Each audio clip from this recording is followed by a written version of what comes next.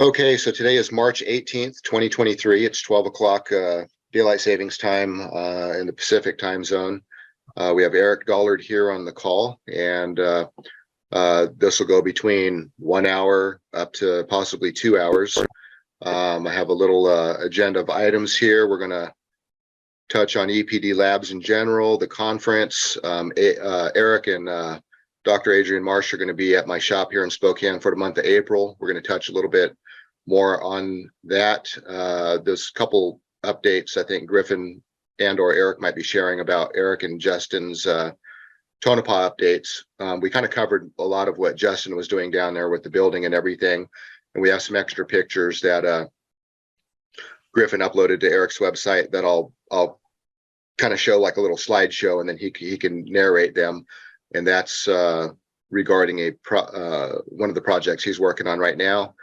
And then a few individual projects, I guess, with Griffin, Eric, Dr. Adrian Marsh. Jeremiah's not with us. Griffin can probably fill us in on anything he's working on. And then possibly Bruce Gavin. I think he might be on. Yeah, I see him on the call. And then a little bit on the telluric research, and then we'll open up for Q&A. So if you're on the call, if you have questions, please do not post your questions in the chat. The chat's going to be at the bottom of the screen right here. Let me just post these items of what we're going to be covering in that chat so everybody can kind of see the so-called table of contents of what we're going to be covering on this call. So the organization, which was set up to help support Eric's work, which is heavily involved in the real Tesla research, electrical engineering, and including the math. Other projects that we have shown at the different conferences is what EPD Laboratories Inc. is all about. It's a 501c3 nonprofit corporation based out of Nevada, and it solely operates on donations. I want to show Eric's website here real quick. If you go to ericpdollard.com, this is his homepage here. And you can scroll down, read some of the blog posts. There's posts that go all the way back to May 2014. There's also some, actually, let me do a screen sharing here. I forgot. So I'll share the screen here so you can see what I'm referring to. So you should be seeing Eric's homepage right here, which is ericpdollard.com. There's a bunch of links up here on different topics, free papers and free videos. I'd recommend going through and watching these if you haven't. These are videos that he's presentations he's given at the different conferences, some books, a bunch of blog posts. Also, you can go directly to /donate. And if you go there, that'll take you to a page which has donation information, which EPD Laboratories Inc. We can accept donations by checks, money orders through the mail. They can be sent to the Spokane address, and then I sign them since I'm the treasurer of the organization, and then I forward those checks down to the bank in Nevada. And there's the most common way everybody is donating is if you click this donate link, you can donate by PayPal, and there is an option that you can click to make your donation recurring, even if it's $5 a month, $20 a month. Everything helps. That pays the bills and gives Eric the opportunity to have a place where he can write his notes, turn these into books. We get these out, and it all supports the other projects that you've heard about on the last few Zoom calls, and a lot of that is relevant to a lot of the presentations.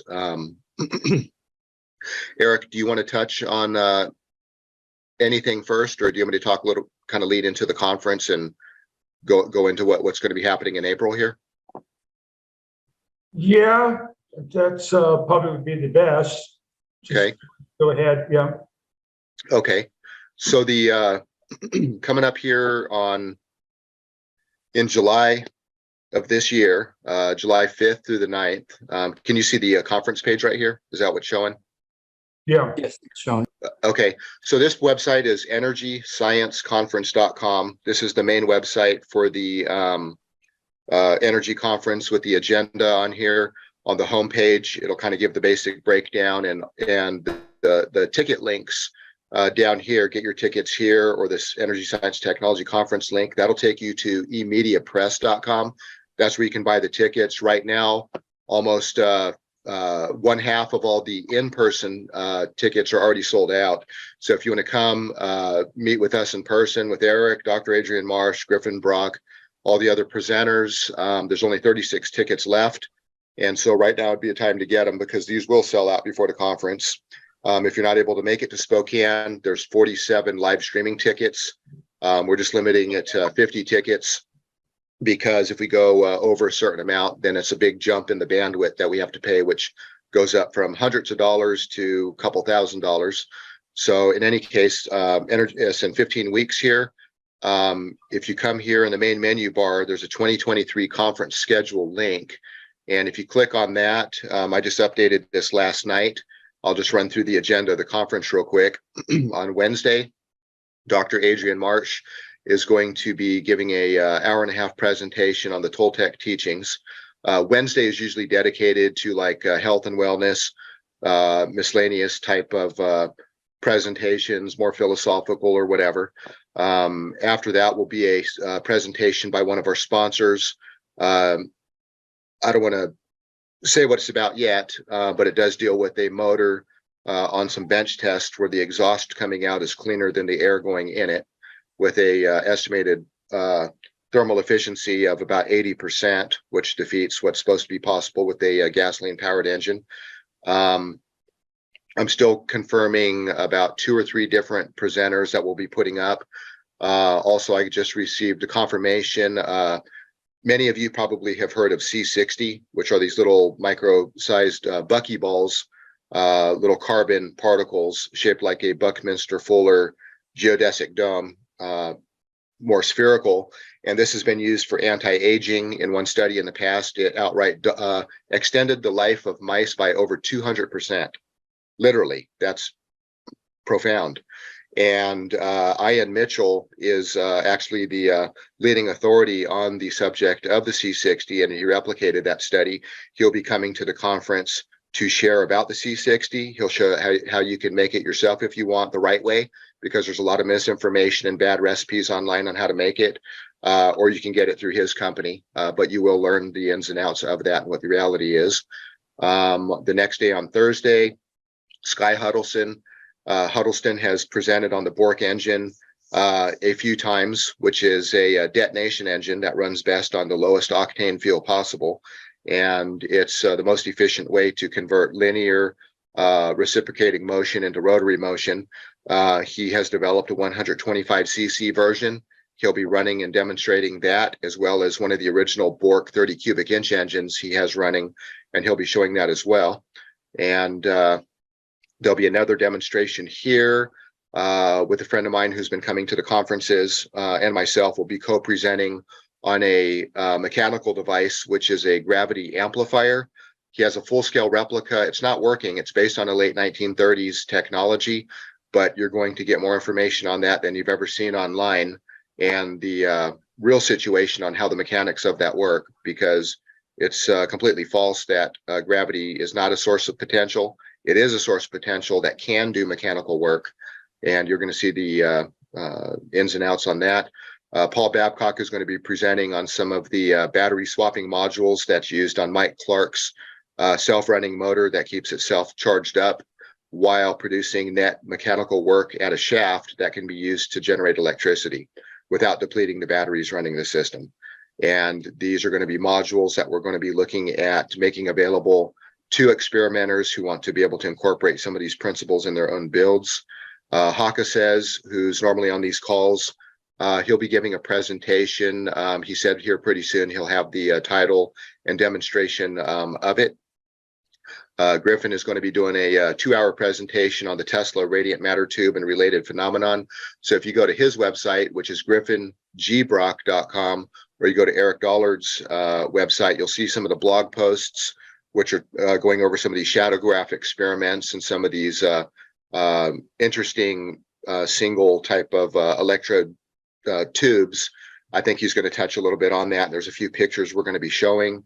Eric Dollard is going to be giving a 4-hour presentation on the history, theory, and practice of 4-phase systems, which there's not a lot of information out there about that. So, of course, when Eric gives a 4-hour presentation, it will be the definitive presentation on the subject. You can guarantee that. And then him and I will give an hour-and-a-half presentation on the audio bay. That's the big modulator bay, which is the all the rack units for the audio. And then there's a radio frequency one, which still needs to be developed. And the audio one is kind of a universal test unit to do different experiments relating to the Trump generator, splitting water without energy, or dielectric separation of water, which is opposite of electrolysis. It can be used for some of the cosmic induction generator projects. And so in April, we plan on finishing that, bringing that to completion, and demonstrating as much as we can at the conference. Saturday, Dr. Adrian Marsh will be giving a presentation on the golden ratio discharge. So if you saw his presentation last year, which was a 4-hour presentation on a lot of the advanced measurement methods using a vector network analyzer to look at all these resonant points and these coils, and which takes your tuning to the next level. Plus, he did some demonstrations replicating Eric Dollard's golden ratio discharges that Eric did decades ago. He's the first one that showed virtually the identical type of discharges, and he's going to take that probably deeper than that subject's been taken, and that's also going to be a 4-hour presentation. So that'll be a pretty heavy deep dive into that whole subject. And then Eric Dollard will be doing a musical presentation. We don't have the title of that yet, but that'll be one of Bach's fugues, which is I guess you could say, a 4-quadrant musical piece, which Eric will be discussing. And that is, I guess, what kind of an application of the mathematical presentation on the 4-phase system. And then Paul Babcock, we're going to be talking about a water technology. I don't want to say anything about that on this call right now, but that's kind of a game-changing thing that we want to be able to put in people's hands. So stay tuned for more information on that. And then finally, we'll wrap it up with Jeremiah Ferwerdo will be doing a demonstration and a presentation on a production-ready prototype of a Tesla turbine using a 6-inch discs. And this will be running on a relatively low thermal differential between a hot and a cold, a heater tank and a condenser tank. Recently, we got it on a test. He got it up to 46,000 RPM, and then one of the fiberglass discs exploded. So we're going to look at possibly turning this into a titanium disc rotor, which will be sufficient for anything that we want to throw at it, including combustion tests and then some panel discussions. So needless to say, this conference is going to be jam-packed again, nonstop for 5 days, about 16, 17 presenters, giving about 20 presentations. So you don't want to miss it. If you want to see, some of the leading experts in the dealing with Tesla, not just talking about theory and this and that, but we're going to show you a lot of stuff. So it's a conference that you don't want to miss. Anything in particular you want to jump into, Eric, and kind of describe what the agenda is for April? So Eric will be coming up to Spokane. Dr. Adrian Marsh will be flying in, and the entire month of April, we're going to be hammering on a whole bunch of projects simultaneously. So you want to take it from here, Eric? Yeah, it's kind of preliminary yet, but like you say, to get the modulator bay finalized and tested and all that, and then see how far we can go on the cosmic induction generator and the flame speaker end of it, and whatever else in between. So right now I'm working on the presentations. So I'm doing the Bach right now. So the title of the musical part will probably be 4-phase sequence algebra as applied to Bach's BWV 536, the fugue in A major. So I'm thickly involved in that now. I was actually going to start playing parts of it today, but the batteries were dead in the synthesizer. And I have to, as far as the 4-phase Fortescue part of it goes, I'm wrapping that up. And then the history of Tesla's 4-phase at the Chicago World's Fair and the Niagara facility, I still have to do some English language parts on that. Presently, as far as the music end of it goes, the big snag is I cannot get the necessary technical support to get the music that's derived out of this playing. So that I'm I don't know if I'm going to be able to overcome that obstacle or not. I'm not proficient at sitting down and playing Bach organ music. I mean, I can peck out one line at a time, but that's the only holdup there right now. And I don't know. It's if I brought my folder out, do you think that this camera would pick up what I'm working on? I lost your audio, Aaron. I think it's a little bit pixelated because you're Let me give it a try and see. okay. You're on an old DSL connection, so the bandwidth is not that great. Is this does this appear? Let's see. Get a little bit closer and hold it real still. Okay. Yeah, it's a little blurry. Does that look blurry to you, Griffin or Adrian? That's fairly blurry. Yeah, it's kind of blurry. I mean, we can see the. yeah, we can see the triangles on the graph if you want to just explain generally kind of what. Yeah, so this is the Fortescue mathematics being applied to fourth phase. So this is basically, before I started, this is what I was working on. And the musical stuff is rather novel. Let me get that. It's a real exercise in coordinate shifts and lizard eye reading of trying to read the music. Lizard eye reading. And so this is the arch form of the piece of Bach music. So I've had to convert from the normal musical notation to more of an oscillograph notation. And so basically I'm breaking the musical terminology and symbolism into more mathematical terminology and symbolism, and then using the Fortescue concept to analyze this piece of Bach's music. I've never done anything like this before. It's actually quite fascinating. So each square is what's called the sequence, and then I have to break these sequences down. I have to find somebody that can play them and then combine them. So this has been keeping me quite busy the past couple of weeks, and it's working out well, and I'm learning an awful lot from it. It's quite fascinating. So that's kind of what's happening presently. Okay, so that's on the four-phase topic, which both presentations are going to be related to that at the conference. And then you're mentioning the audio, the modulator bay. So what you see, this is the old shop. You can see on the right side, here's the bay with all these face plates, 19-inch rack mount panels that we cut out. So this is all pretty much done from scratch. And on the left side, you can see where it's a little bit more complete. This one is the audio one, and this rack right here is for the radio frequency stuff. So it's come a long way from this point to where it is right now. The audio one is about 95% done. All the units just need to be pulled out so that Eric can test them. We can put them back in and do the final wiring. Let's see, here's this is out of like an old B-17 bomber or something like that tuning unit, and this was placed into a new case as part of the radio frequency side of it. I don't want to play these videos. This is the it's not the That's the rectifier for the RF bay. For the RF bay. Okay. Yeah. And then a few pictures here. This is part of the radio frequency one. So these are all built from scratch. As a miracle, we even found all the parts on eBay to do all this. But this is an example, a little bit close-up picture of some of the units that we built. That was quite a project.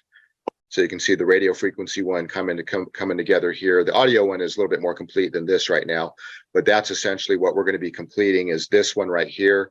From the front side, it looks complete. So again, testing and then assembling and do the final wiring. And that's the other part of it. Let's see, what else we're going to be working on. I don't know if anybody saw the Trump generator presentation. from last year's conference. It's basically an electrostatic generator that is so-called kind of reactionless. You take a load from it and it does not bog down the prime mover. And you charge these rotating capacitors. I don't know, whose video do you see right now? I have a pin on Eric's. Griffin, do you see Eric's video or just mine? Or I could see both. oh, you can see both. Okay. So because what I'm seeing on this admin screen is completely different from what everybody else sees. So it's kind of hard for me to tell what everybody's looking at. But the Trump generator was a topic that me and Eric co-presented last year. Eric did it remotely over a live call, and basically you charge up these rotating capacitor plates and you spin them, and the capacitance oscillates back and forth between two halves. But when you're taking power out of the back side of the thing, it doesn't deplete the charge on the capacitors. It's like it's completely independent of it. And when you put a load on it, it doesn't slow down the motor turning the capacitors. Of course, that was a flea power demonstration in open air when it should really be way higher speed under vacuum with a lot higher voltages. But it was enough to kind of, show the principle. And the audio modulator bay, the output of that could potentially, as Eric has said on multiple calls before, that might be able to actually run that generator like a motor, putting that sine wave into there at that high voltage, which would be kind of novel and something that nobody has ever done. And so that would be unique. So it's possible we might be able to make some progress in April on that. At least the design for the Trump generator that could be used as a motor. And Adrian, do you want to cover a little bit about what you plan on doing here in April? You're going to be working with us on some of these projects, doing some of the RF stuff. And sure, I'll be working alongside Eric and Aaron. Obviously, we'll be looking to complete what's already been said with the audio bay. We take a look at the RF bay as well. That's also a good opportunity for me to get up to hands-on speed with the project as well. So we'll be doing that. We also, Eric and I will probably take a deeper look at the golden ratio discharge. So the generator system that I used last year, donated that to ESTC. So there are some modifications that I want to make to that for ESTC up and coming. And also, Eric wasn't at the conference last year, so he's not had a chance to have a look at that generator, and we see what's in it and look at its characteristics. So we'll be doing some of that. I think also, Aaron, we plan to have a look, see what kind of facilities we might have for making a good RF ground there at your shop as well, see what's possible. I think will be quite important for experiments in the future. So a lot of things. I think also this is a first opportunity where we've had to spend an extended period of time working. I mean, normally it's not easy when I live in the UK and everyone else is in the US. So being in one place for a good period of time, I think we're going to be able to make a lot of progress on a lot of things. So I'm anticipating quite a creative and quite a productive and practical and inspired time for that whole month. I think it's going to be very good, Aaron. Okay. And there'll be a couple other people who will be coming to the shop that are into electrical engineering and some of the radio frequency stuff, and they'll be there to help as well. One of them is Adam Griffin. He presented on the little wireless kit several years ago at the Hayden Eagles Lodge, and he's helped Eric with some math problems he was working on before, and he'll be stopping in periodically to lend a hand. And as soon as you get to Spokane, Adrian, I'd like him to come over to kind of get caught up real fast, and wherever he's able to pitch in with his knowledge and skills, he'll be more than happy to assist in any way that he can. And of course, we'll have a couple people at the shop, some of my own employees and stuff. We'll be working on our own stuff with the MWOs and all this other stuff, but we will be available to do, some of the grunt work, metal work, fabrication, whatever it takes, since we do have pretty much full machine shop there. Let's see. Tonopah updates. Should I go into some of the Tonopah updates, Eric or Griffin, with some Yeah. the pictures you uploaded? Yeah, let's do Okay. that. There are Okay. quite a few pictures, so this is mainly a snapshot of what occurred. Okay. So I'll let me bring up Eric's website so we can see the pictures there. Just a second. Last call, we went over quite a bit of the ones with Justin, doing repairs on the shack and working on, and I think there's some other pictures on the gas tank grounding and all that. If there's any pictures down here that you want me to show, just let me know, Griffin. I think we covered a few of these last time, but the 7, 1, 2, 3, 4, 5, 6, 7. Do you want me to start from left to right or right to left with this one over on the right? Looks like a coil form. Oh, I think that will be reserved for the individual project sections when we get there. That's Okay. irrespective of the Tonopah. Okay, do you want me to go over some of the Tonopah ones? It'll be kind of redundant with some of the stuff that Justin did, but I can cover whatever you want. Sure, it's up to Eric. I mean, if he wants to expound upon the images, these are some freshly new Okay. images that Justin Miller was kind enough to send to me. So they start from the beginning.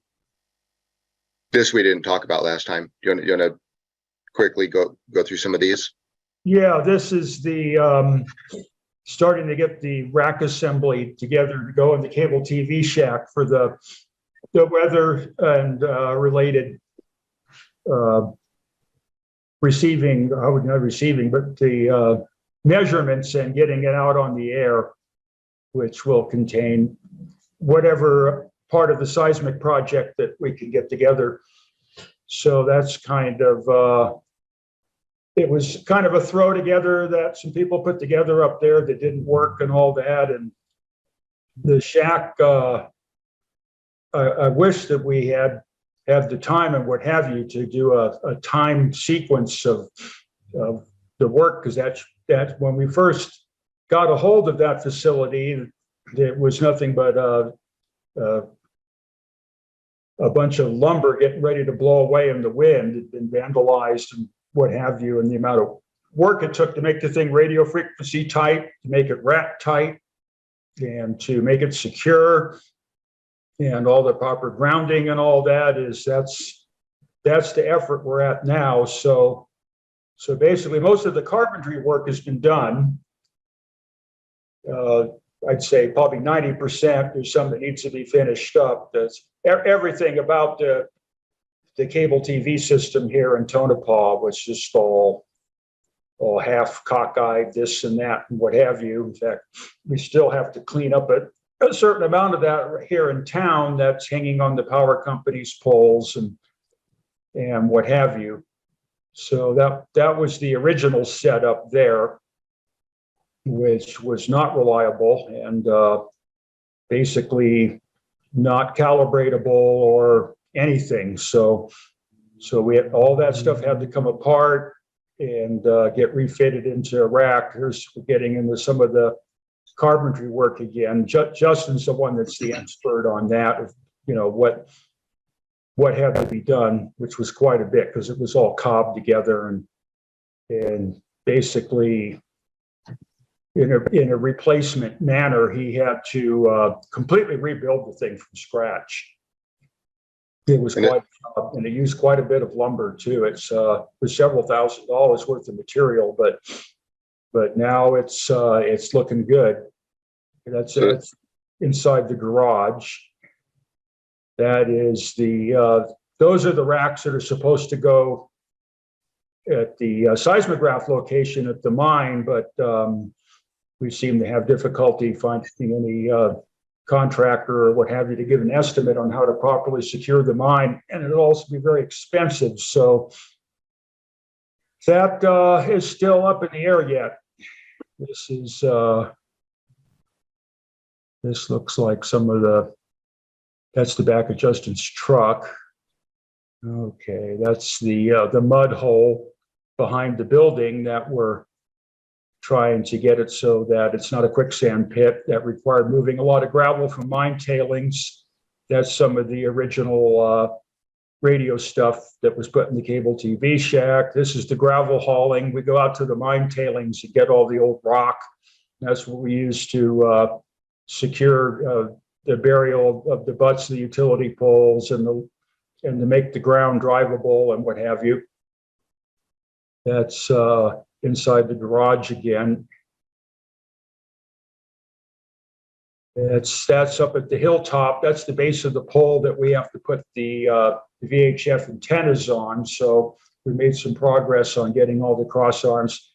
That's the shack as it stands right now, pretty much in its complete structural form. That's the dog. And some more stuff in the back of the truck. Yeah, that's back to the backyard of the building again. It's the gravel going in. 144 buckets of gravel.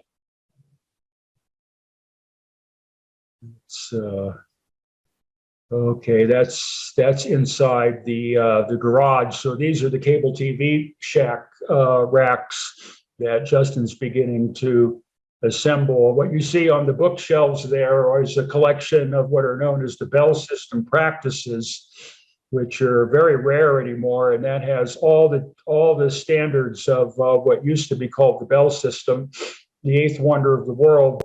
I was lucky enough to get quite a few volumes that have priceless information in them. They need to be in a better location, but that's where they're at now, kind of in the way of other stuff. That's our cross arm collection.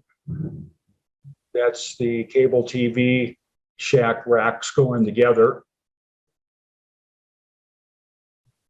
That's the hilltop where the shack's at. Some more stuff in the back of the truck. That's another view of the shack. This is somewhere out in the middle of nowhere. It's all the middle of nowhere here. That's what's nice about it. If you want to be in the middle of nowhere, this is the middle of nowhere. Okay, more shack details. That is the new pole that NV Energy put in for us. So we have to reciprocate now and put our pole in. Any attempts to get any contractors interested have been a complete failure. So at any rate, Justin and I will have to put our pole in ourselves, and we are also obligated to remove some more of the cable TV garbage off of their poles, which is a big, expensive project also, but we try to gnaw away at it a little bit here and there. Okay, and that's kind of the new door going in. That's what it looked like. Go back to that one. That's kind of some artwork there. Yeah, that's what we started with the pornographic graffiti on the bulkhead and dangling busted boards from up above and rat shit all over the floor and equipment that doesn't work, and snow builds up inside the building just as rapidly as it does outside, and that's how we began this.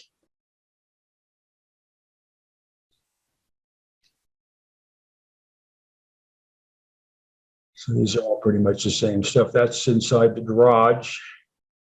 That's more of the racks that are supposed to go out at the mine. This looks like that's the Alexanderson coil. This is the Griffin is building the steel model of the Bolinas Alexanderson coil, which we're planning to use as the Tesla transformer on the telluric test platform here when if we can get the funding to get this work project here in May. We're going to finish the telluric test platform that connects to the water-filled tanks that are in the ground to use as the ground system, which measurements show are very effective grounds. So we actually have the less than 1 ohm ground that's required to do a lot of the experiments. So the cross arms and the grounding bus bars and the rest of that will be hooked up, and then we'll put this thing on the platform and do some tests. So Griffin is presently, as we speak, constructing this. We'll probably have some more pictures here. Yeah. Do you want Griffin to narrate the rest of them? I think there's like 6 more pictures and Yeah, what he's working on, yeah. I Yeah. suppose, well, we could segment our way into the telluric research that myself, Dr. Adrian Marsh, and Bruce Gavin has been conducting. do you want to have any more Lakes. do you have any more comments on this particular picture, Griffin? Yeah, Before I- so let's see. This project was started about a couple days ago. It's a very laborious project, and I say that with an understatement because the Bolinas coil, more particularly the shunt potential coil, consists of varying insulators on 10 posts individually. And based off photos that are on Eric's website, sent by some anonymous person from Sweden, that shows the SAQ station or the Alexanderson station located there. Going based off those photos, as well as Eric's private research back in the 80s on this type of antenna system, I was able to deduce the exact proportions and measurements of such a coil. So, like Eric was alluding to, that the idea in the overall telluric research is that we have to get very well below the broadcast frequency or the amateur frequencies to obtain any efficient results. So that means anywhere below 500 kilocycles, or generally speaking, below 1 megacycle. So this coil is designed to operate at around 800 kilocycles, give or take. It does not exactly facilitate, I suppose, legal transmission of communication or information, but it will suffice as a receiving element. So this coil has 10 insulating supports made of polyethylene, which are shown as these white jagged edges, and each post or each insulator contains 8 notches individually. So there are 100 posts in total, or 100 insulating stands, and 800 notches individually in total. So the way this coil is constructed is that, as opposed to the typical, horizontal, vertically wound coil, which is commonplace anywhere, that this is more of a multiplicity of individual coils, where we have more of a stacked pancake arrangement. And electrically, this becomes more efficient at very low frequencies, as it was employed in the Alexanderson mode of transmission. And this is essentially what's being replicated. Now, it is a very tedious project in terms of winding the wire, because you have to take into consideration the wire from slipping off the grooves, and that's why the grooves have to be calculated and cut in such a manner to avoid that.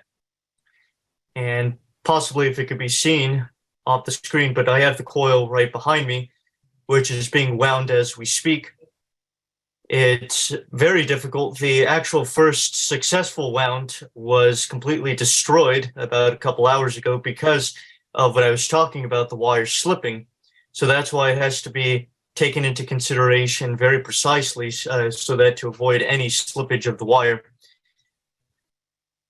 But once it's finally completed, probably within the next day, it will be tested on the telluric platform that I have here. It's not ideal.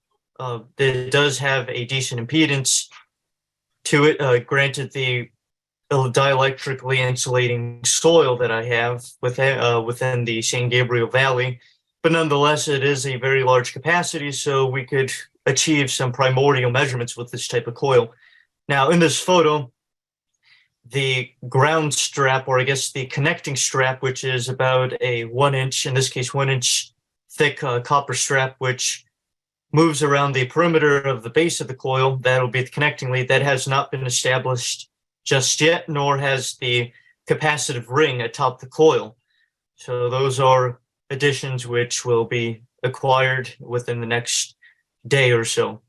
So this is the primordial beginnings of the scale Alexanderson shunt potential coil. And for everybody's reference, what do you think the best reference is, Eric, for people to understand what this is about? Maybe Wireless Giant of the Pacific, or? Yeah, Wireless Giant of the Pacific. That was my archaeological study of the RCA Marconi facility in Bolinas. Okay. Is my screen still up? Yes. You're showing things. Yeah, there you go. Okay, let me go to that. So on emediapress.com, you can find Wireless Giant of the Pacific. This is a pretty packed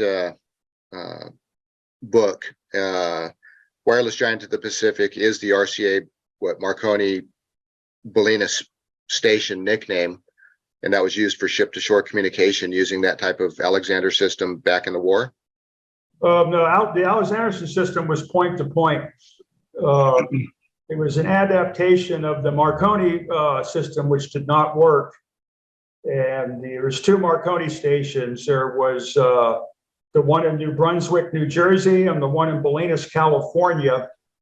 So in the pre-radio days or the wireless days, when the Navy kicked Marconi out of the United States and seized his stations, New Brunswick was taken over by Alexanderson and General Electric and Steinmetz, and so was Bolinas, and they had modified those stations, and Bolinas was given the call letters KET, and it was to be point to point from Bolinas, California to Hawaii, and WII was the call letters given to the New Brunswick station, and that was for transmission to, I don't know what was on the other side back then. I know one of them was in Sweden. And these particular two stations were configured in such a manner that is not talked about in any of the common information on the Alexanderson system. In fact, the common information on the Alexanderson system, including what RCA taught me when I was young, is absolutely not correct. It's only a special application of the generalized system. The generalized system was first built in Bolinas and New Brunswick, and then when Radio Corporation of America was formed to take over, at that point, the vacuum tube power oscillator came into being, and HF radio was moving in on top of the lower frequency stuff, and then the entire Alexander system was pretty much scrapped, other than what was left was re-energized during World War II for submarine communications. Okay. And an easy way for people to find this, so they know the full history of that station, Wireless Giant of the Pacific, that'll bring you to this page. And then the buy button, if anybody wants to get the full package, it'll forward you to emediapress.com to get that. Eric's book is almost 400 pages. Then there's a book by Dewey Livingston, who I think worked for the National Park Service or something like that. And I think it was... Dewey Livingston was a local historian, and then once I had initiated this historic resource study, then the agency that has custody of the RCA facility in Bolinas is the National Park Service, and they had contracted with Dewey Livingston to work on this from the more, English language, regular history standpoint. And then we found out, much to his horror, that with agitation by Commonweal and unknown forces, that this whole thing became highly suppressed, and he was threatened, and his wife was threatened, and he disappeared from the operation, and his writings vanished. But because we worked together, I managed to have a rough draft, and thank God I did, because that is no longer available. It's just suppressed information, and so. You basically, when you get this, you get to read his effort, which was rather extensive. He's a local historian, a very well-known local historian in the West Marin area. And he did an absolutely beautiful job of getting into the more commonplace history of the station and the personalities involved and what have you. So basically, we worked as a pair on this. I did more of the, the engineering end of it, and he did more of the personality end of it. And consequently, this is the definitive publication on the subject. And then there's a group called the San Francisco Tesla Society, and I gave a couple presentations there on the Bolinas-Alexanderson system. One was thoroughly suppressed and can't be found anywhere. Most of the other material was suppressed, but somebody managed to get it released. But key information has been edited out. But that one, what's left of it, can be found on YouTube. So is that the history of the Marconi RCA station Bolinas video? Yeah. So if you go to Eric P. Dollard, if you go to ericpdollard.com, you can mouse over this free videos link in the main menu bar, and you can scroll down, and here's this link called History of the Marconi RCA Station, Bolinas, California. You click on that, and that'll bring you to the page where you can watch it for free right here. San Francisco Tesla Society presentation Eric gave years ago on the subject. So, okay. Well, let me jump back to this picture, and you want me to go ahead and forward to the next one, Griffin? Unless we want to get into the telluric research. Okay. Can we find a picture of one of these in actuality? Yeah, so that's what I was going to say, that on Eric's website, that there's, under the photo section, a file that consists of pictures of that SAQ Alexanderson station in Sweden. Grimerton? Yeah, the Grimtown, yeah. That's the one. And here you'll find... That's it in real life. Yep. It's 8 feet in diameter by 6 feet in length. That's just concerning the coil portion. And the conductors are 300,000 circular mil Litz wire. So that's a load of copper there. Right. And then the calculated quarter wavelength frequency, I guess compensating for burden factor and what have you, this coil would have operated at around 130 or so kilocycles, give or take. So it doesn't operate in resonance with the actual transmission structure, which is wanted. Otherwise, it would wreak havoc. Yeah, that would be the Tesla frequency, but the operating frequency in this case is 17, I believe, 17.6 or 17.8 Right. kilocycles. But if you took that coil and separated it off and fed it as a pi over 2 network, it would be a Tesla transformer at about 100 kilocycles. So it would be one very powerful Tesla transformer. So basically, that's where we're going with this. We're not really trying to build an Alexanderson system, even though it'd be nice to. But right now, we're mainly after the Tesla mode of transmission. But I will say that the Alexanderson mode of transmission is something that needs to be more thoroughly studied. It's definitely the only valid non-patent infringing improvement on the work of Nikola Tesla. So again, this is on ericpdollard.com. Click on photos, and then there's the link for the Sweden site, and that's where you can see all the pictures. Can we keep scrolling through these, or that looks familiar? That looks familiar, huh? It's out of some of the diagrams from Power of Ether. Yeah, that's the double log periodic golden ratio antenna. That's for HF. Every ham would like to have one of those in his backyard.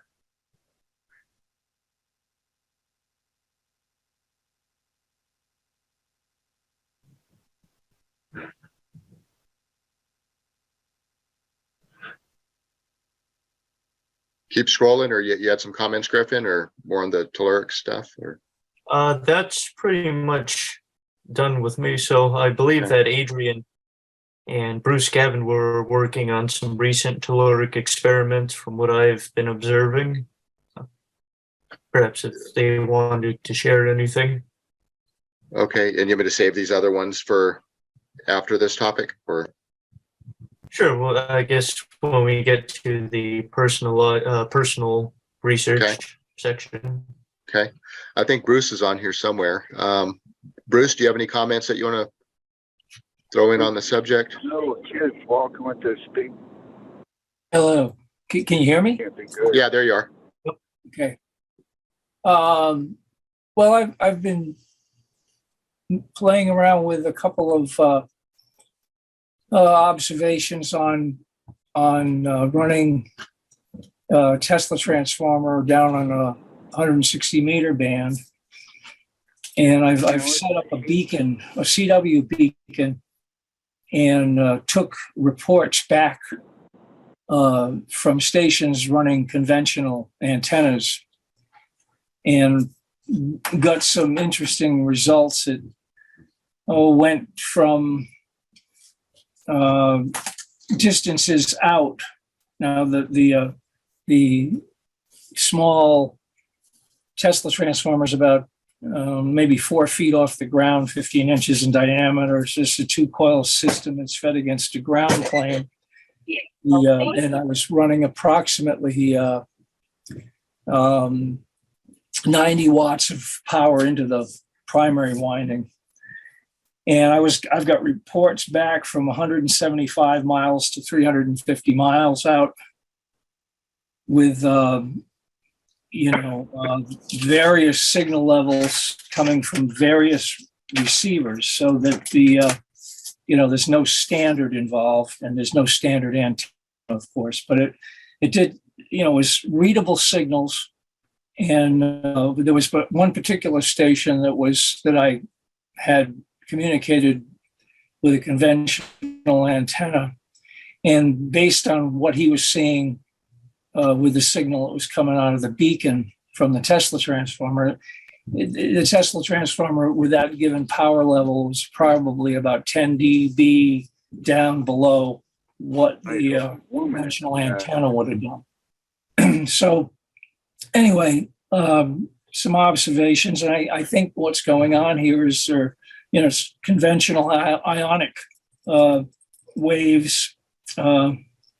There was some observations I made with a SDR receiver that I logged into over the internet, listening to the beacon, and as the sun rose and the morning progressed, the signal faded out. So it's the D-level absorption is taking place. So anyway, it's just preliminary, and it's getting some results and making some signal paths complete, which is interesting.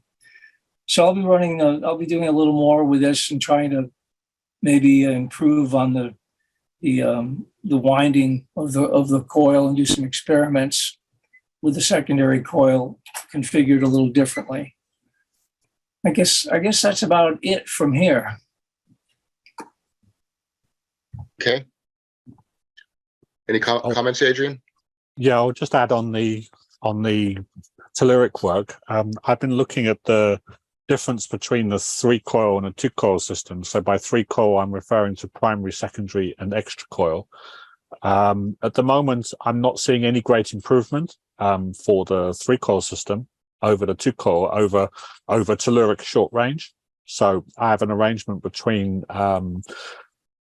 two outbuildings that I have at my lab, where I have the transmitter, and I have the receiver at a distance there, and I can do a comparison between a single wire between the two and a telluric connection, a very well grounded telluric system between the two, so I can compare them directly. And I've previously done quite a lot of experiments on this with a 2-coil. You can find those on my website. They're written up in a lot of detail, along with the results and the amount of power that was transferred. And the 3-coil system, I'm looking to see whether there's any difference. At the moment, It's very preliminary. I need to take a lot more measurements, but I'm not seeing any great advantage at the moment from just preliminary trials. But that is work in progress. In terms of between the UK and the US, we haven't progressed any further with experiments. I think there is a general consideration that from the point of view of telluric transmission, 160 meters doesn't really travel through the Earth in a telluric, what we would consider to be a telluric mode. The frequency is way too high. So I would imagine that we need to go to a much lower frequency. I would think that hundreds of kilocycles will still be way too much. I've tried experiments down to 900 kilocycles. I suspect we'll probably have to go much lower than that, maybe down to 20, 25 kilocycles, if we're going to really see anything with that, even at close range. But those are speculations at the moment. They are steps still to be taken. So that's everything from my perspective so far with the telluric. I think what Bruce was also sharing, that was quite hot off the press, and that's quite an interesting experiment. I'm hoping, Bruce, that we'll also be able to get the receiver will also be able to be a Tesla transformer. That might be quite an interesting experiment with both the transmitter and the receiver as reciprocal Tesla transformers. So I'm looking forward to seeing Bruce's progress on that as well. But that's everything from me, Aaron, on telluric stuff. You're on mute, Aaron. Anything you want to add on to that, Griffin? No, nothing Okay. really. Okay, you want me to go into the other pictures? Sure. Is that okay? Okay, let's see. I guess this will venture into the outer realm research. I guess individualized, personalized forms of research. So is this the first image in this slideshow? I believe that there was a Okay, so right after, one. yeah, right after the coil Okay. form, then it We just could went go to this. the one with the discs. Yeah, at and there was the- one that was blank, so I don't know if you uploaded one and it glitched out, but it's Okay. there's a blank one Well, So we do you can wanna- start off with the one at the very left. at the of very the left. discs. Okay. Yes. We can start with that one. Okay, so in the two previous live calls, there's been talk from myself and also Hakasays, who's not here, who spoke on my behalf, in regards to certain high frequency work involving the Tesla radiant matter tube. Now, without getting into the description of the tube as it was already done in the previous calls, I'll start off with an interesting observation which has been occurring with these tubes. Now, granted that these devices possess a single electrode, usually composed of a lightweight metal, such as aluminum, in this case, that by action of the high frequency current supplied to the lamps, that there seems to be a very interesting corrosion that almost seems to resemble a thermal attacking of the aluminum. But what becomes interesting is that there's a specific spot of attack that does not look to be of conventional corrosive effects, if that makes sense.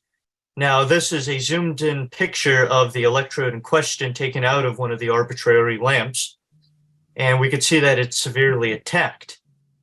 Now, this electrode measures about 1 inch in diameter and is about 1/8 of an inch in thickness.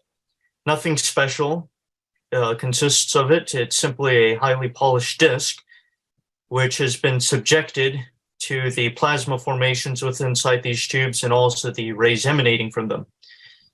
Now, we could go to the next picture. Now, the same electrode observed on the back side of it does not resemble the same attacked formations on the other side. This is the backside, and that small square connects to the lead-in wire to the tube. Now, of course, the question begs itself as to what is going on inside this peculiar but rather simplistic tube. Why is it being attacked on one side, but the other side it's not? And exactly what characteristics are forming on this electrode.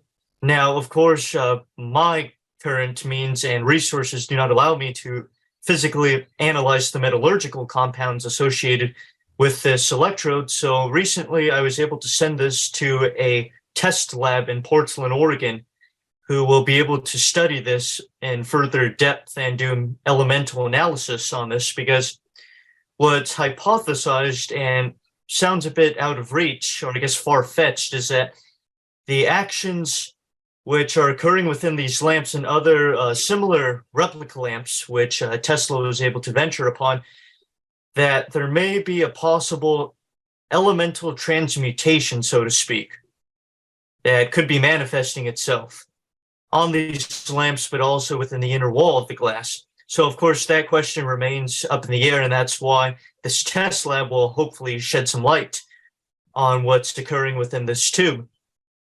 Now, speaking on behalf of Hakasays, who's not here, that the research which he's been conducting in terms of replicating the experiments I've been doing, that we've considered and come to the relative conclusion that what is being produced by these tubes, the electrostatic action, they seem to represent the characteristics of beta particles, or in the academian's point of view, high energy electrons, based upon the penetration into metals, what have you, and the relative distances which the rays can be detected as far.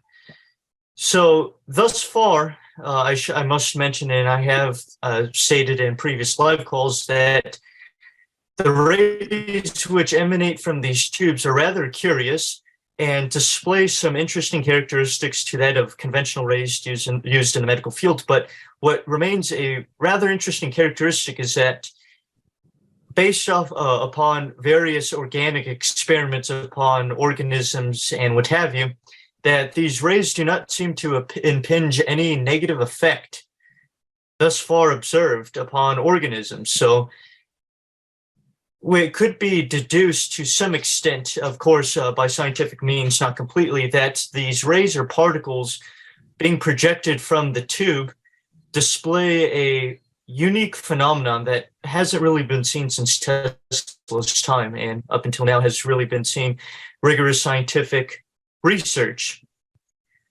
So, of course, that gets into the other realm of this tube research and the unfolding endless researches associated with it. So that's one thing I wanted to point out with it, that this electrode is, as we speak, likely is going under some rigorous elemental analysis of metallurgical proportion, just to see what exactly is going on with that.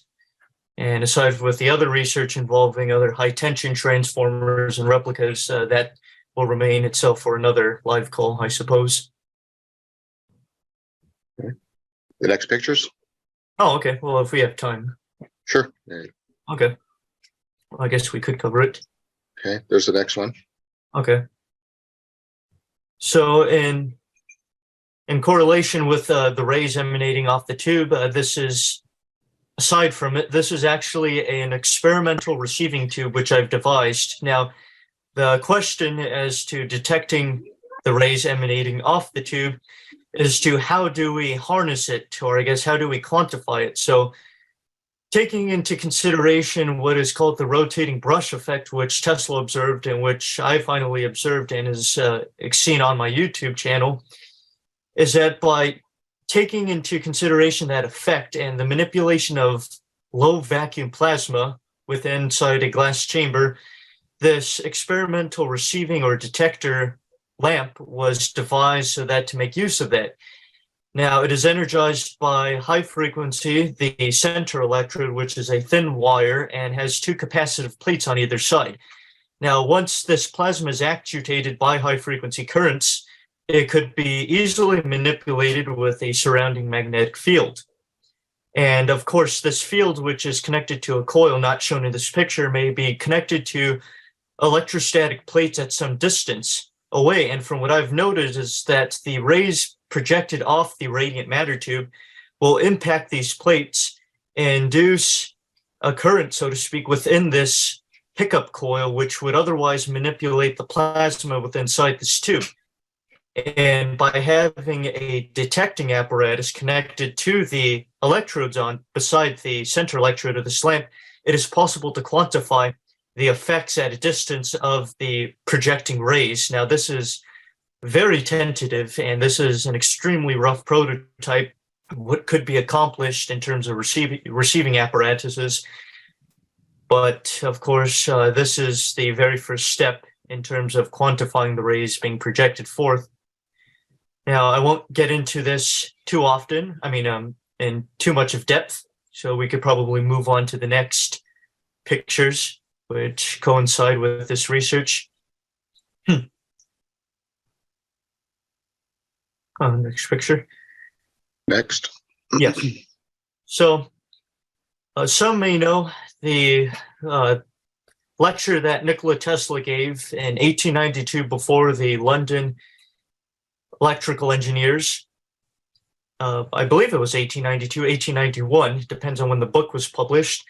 And in that, he disclosed some very interesting transformer designs. And what stands out about these designs, and this is the replica or a construction of one that's being constructed as we speak, is that these disruptive discharge apparatuses work in the very low frequency range of 10 to 20 kilocycles, which does not seem to be commonplace in the realm of a typical spark-hungry Tesla coil or builders of the modern era. So this is one example of one of the apparatuses which Tesla was constructed. Now, if you go to the previous picture prior to this one, let's see if you could move to the previous picture. There we go. Oh, next one. That we see two pancake coils which are wound consecutively and have multiple layers. Now, this is a technique which Tesla devised to obtain very low frequencies, but at the time were considered high frequency, and ultimately allow for the experimenter to obtain high tensions, or I guess what Tesla described as pressures, to any acceptable degree. Now, what's unique about this arrangement, and which is shown in the picture after this, is that these two coils are connected in tandem and are wound oppositely, which create effectively a null or phase cancellation in between the connection of the secondaries.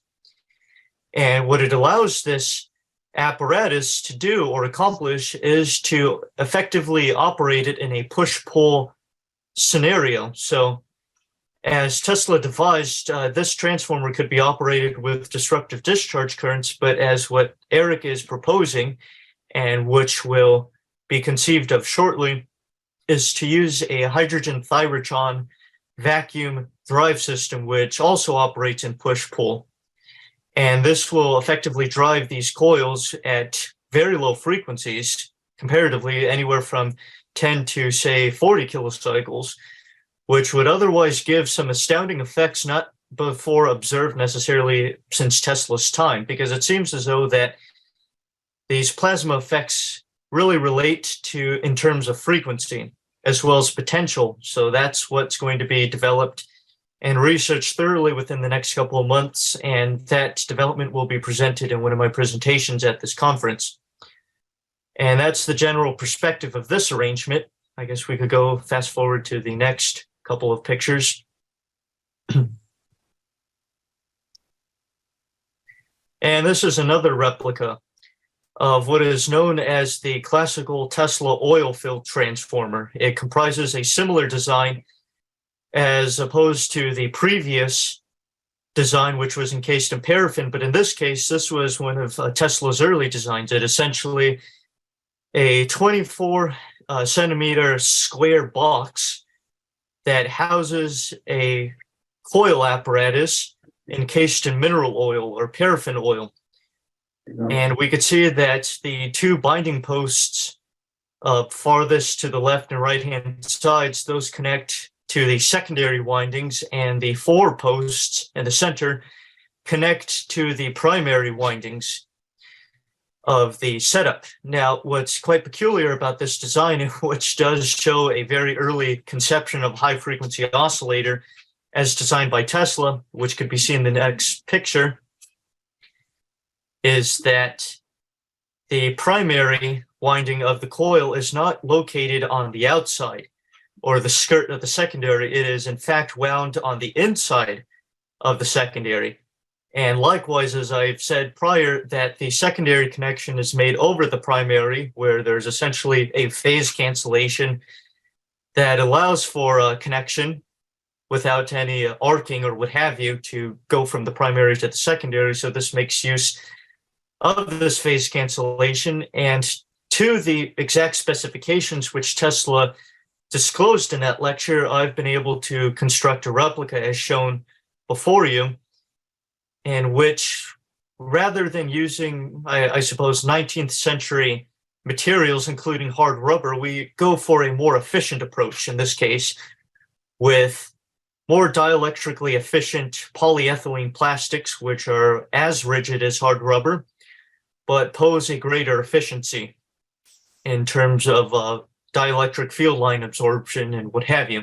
But other than that, it's the exact same thing and should likely operate within the same frequency range, within only the tens of kilocycle range. And this should lend itself to some peculiar plasma effects and what have you, which will be observed and recorded within the next couple of weeks. And this is only a snippet of what's going on thus far. So let's see if there aren't any other pictures. I believe that would pretty much sum it up from my point of view. Yeah, that's Okay. the last of them. Yep, so that's pretty much what's going on.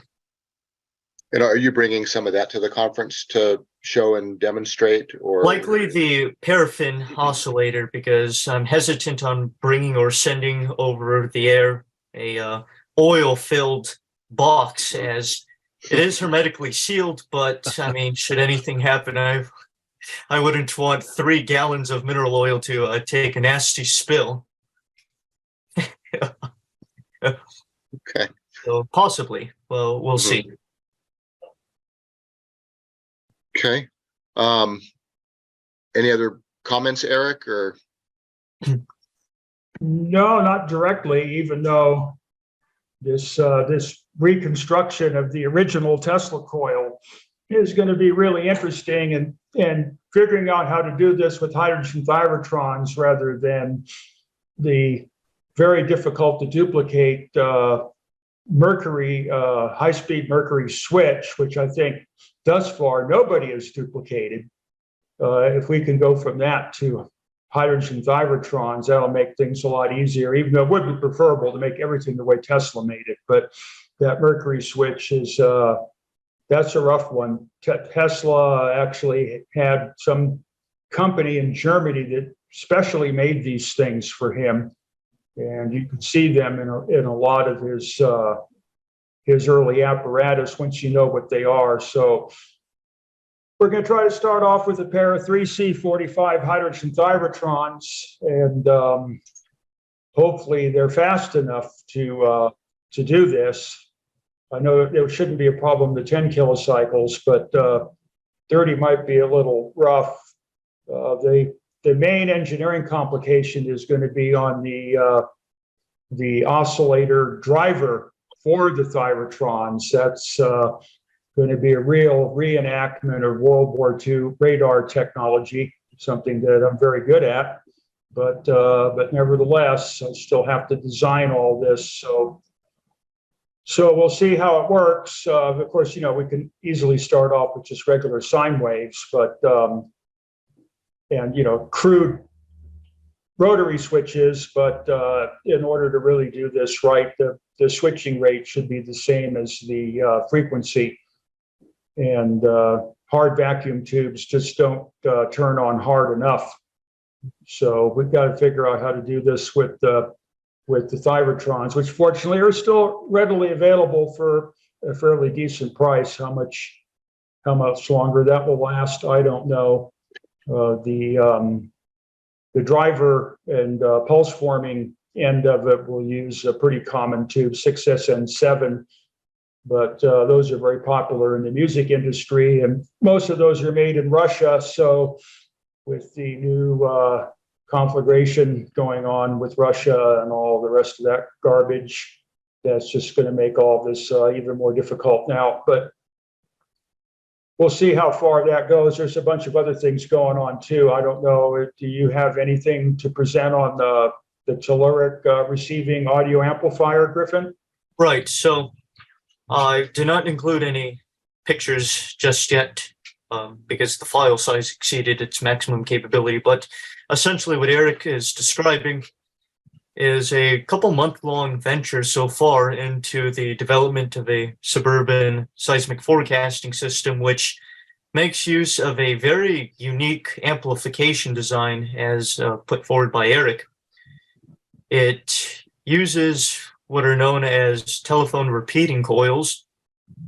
That's only part of its construction, but it essentially uses military vacuum tubes, which will facilitate a ultra-low frequency amplification so that to rid of any local man-made interference, which would then be supplied to frequency selective voltmeters or other frequency receiving apparatuses and effectively be recorded, or the output of those receivers being recorded on chart paper. Now, I have a video from a couple months ago on my YouTube channel detailing the preliminary construction of the seismic racks, which I have right now in the lab.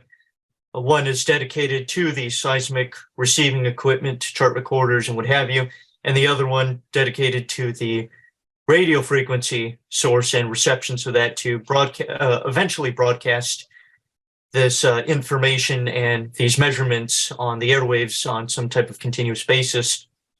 So it is a very tedious project. It is requiring many resources and what have you, but essentially the amplifier has been completed. I do not have any photos to share at the moment right now, but I will be posting fairly shortly some detailed pictures of the chassis of the units and the rack mounted pieces of equipment. So this design of amplifier is shown in a lengthy presentation I gave called the musical seismograph, which gets into the philosophy and the particular designs of the amplifiers, and it does have a possible commercial value for regular audio amplification. The one problem with receiving the telluric signals, which I struggled with for a decade at Landers, particularly back when there used to be a lot more interference due to Navy and navigational signals, is trying to get these signals through an amplifier is quite a challenge. And because the amplifier tends to want to make signals of its own when you start beating real heavy on it. And when you have anything, that's got an antenna that occupies, like in the situation here, 4,800 feet of space out there in the field, you can get some pretty nasty impulses, and these things have to get through the amplifier without causing it to choke. In Griffin's case, his aerial seismic receiving antenna is really not much more than an aerial capacitance. It's a very small Marconi flat top, and its impedance is undefined. So it's strictly electrostatic.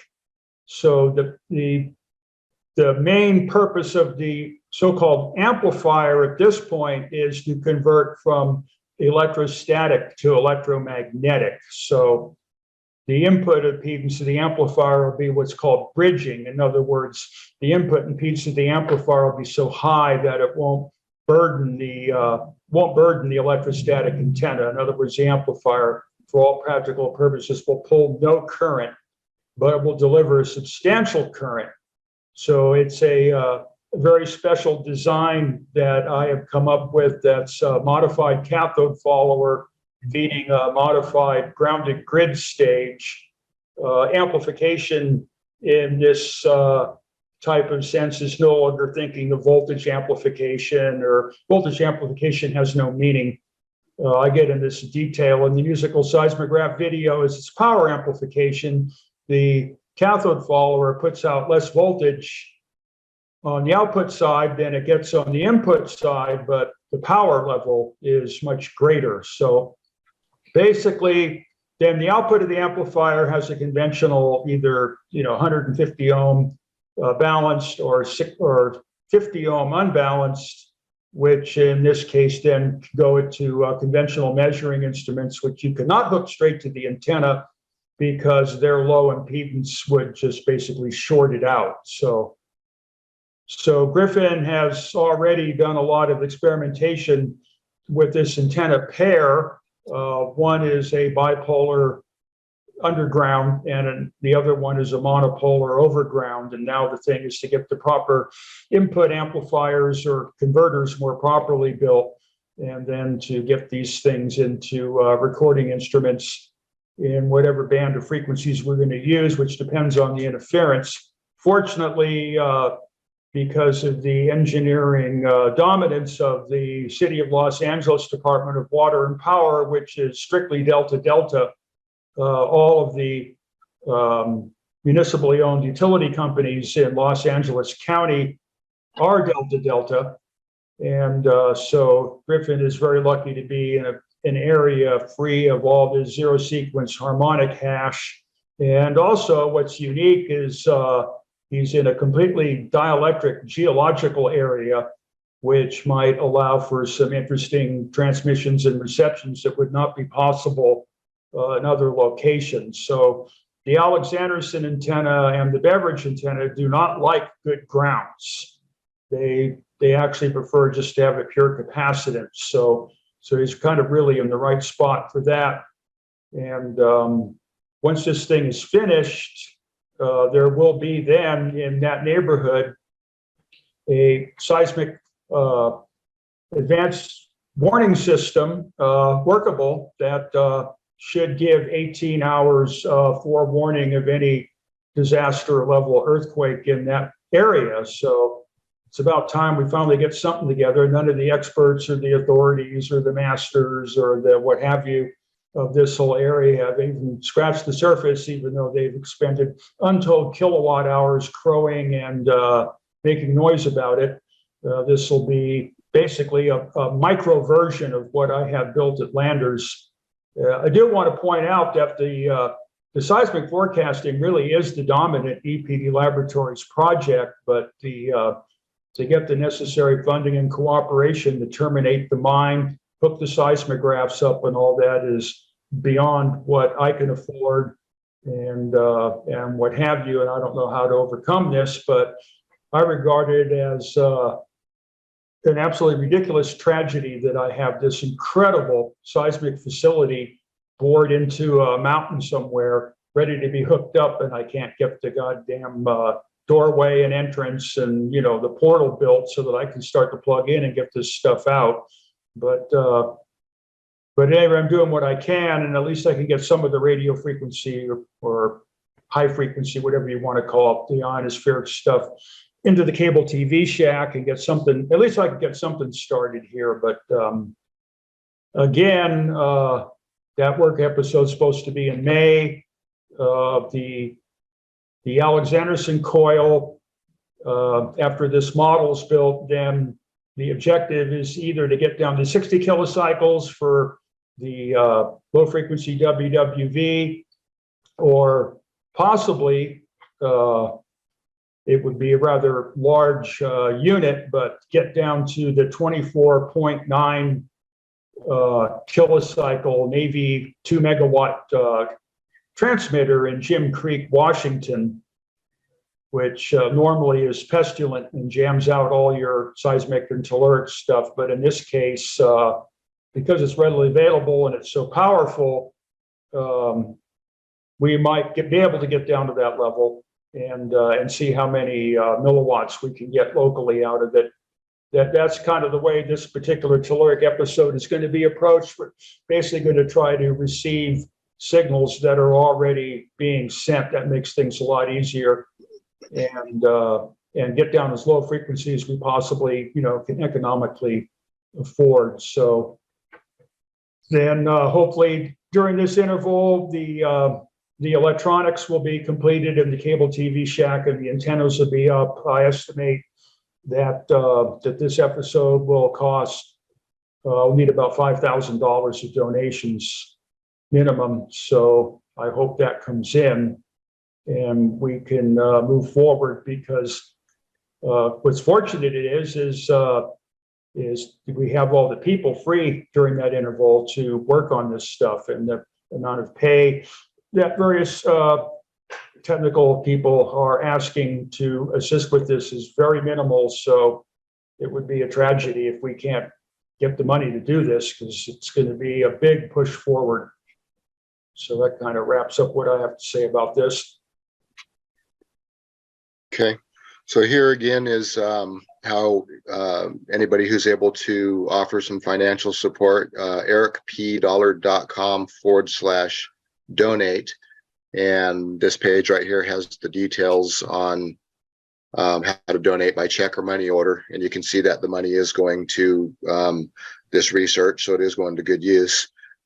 Checks or money orders can be written to EPD Laboratories Inc. and sent to this address in Spokane.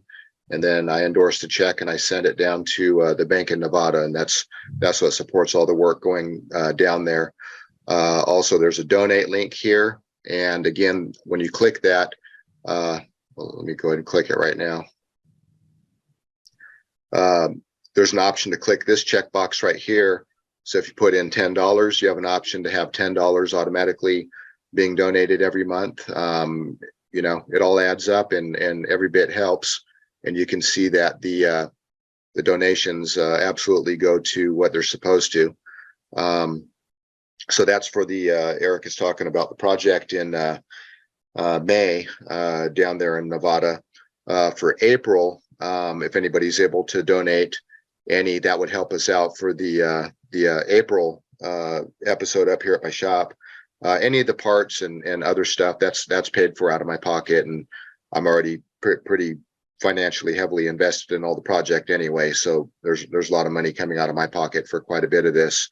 But if anybody's able to make any donations, that would help, because there are food costs and lodging and travel and all that kind of thing. Also, Griffin has a website. Let me put this in real quick, and you can see that Griffin obviously is putting any kind of donations and financial support into the experiments. His website is griffingBrock.com. He also has a PayPal donate link, and he has his a lot of the experiments posted in his blog posts here that you can kind of see that some of this is posted over on Eric's page, but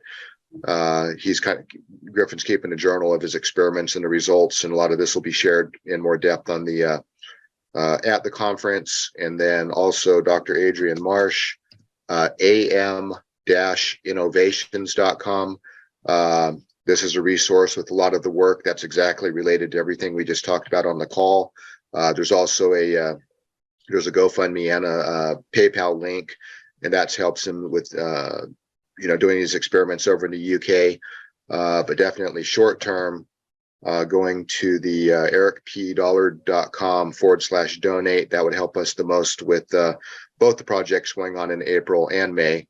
And again, if you plan on coming to the conference, which is July 5th through the 9th, here in Spokane, Washington, it'll be 5 days jam-packed with about 16, 17 presenters, about 20 presentations. Here in Spokane, Washington, the in-person tickets, almost 50% of them already sold out, and we got almost 4 months left. So they're going quick.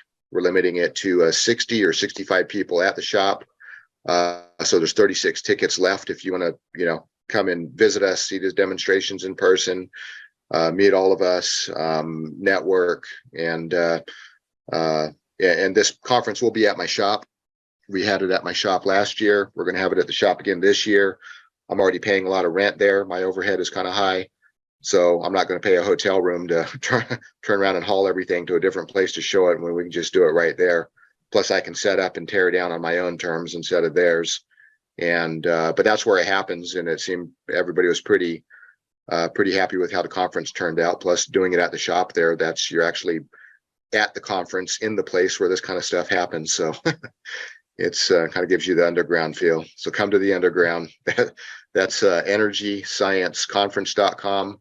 And on the homepage, you can come down here and click one of these buttons for get the tickets. That'll take you to emediapress.com, or the shortcut is emediapress.com/conference. And that'll take you to the same page right here. And you can scroll down. And if you want to come in person, you can get one of the 36 tickets left on this side. Or if you're interested in streaming because you can't make the trip, you can click this one over here. And I think there's a discount on the live streaming tickets until possibly the end of this month. I don't know if that expired yet or not. It's only $175 for the ticket. That's unlimited streaming access to all 5 days, all presentations. There's 46 streaming tickets remaining. $175 is nothing for something like that. People pay several $1,000s just to come in person and hang out for a week. So to do this for under $200, there's your chance right now. And then I think maybe after the end of this month, possibly, then it's going up to $225. Let's see. Should we go ahead and maybe open up for questions, Eric? Yeah. So yeah, go Alan, ahead. I still have an update for you. Yeah, go for it. Okay, so much of my work at the moment is continuing with what I've called the Will Work of Nature series of experiments. I mean, you can find those on my website. There are already some very large write-ups there on the experiments. But that series of experiments is aimed to look at fundamental Tesla phenomena and where they might come from. And that's also aligned with what Eric originally discovered with the golden ratio discharge back in 1978. I've rediscovered that and continued that experimentation.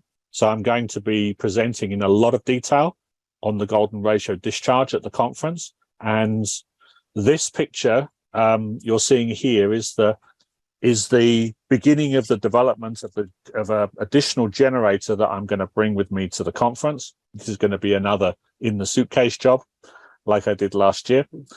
But it's this is based on a GU5B, a Russian GU5B, and that is a beast of a power triode.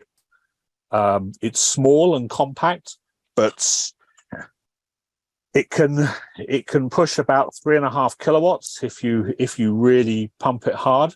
But its big advantage is, unlike many tubes like the 833C,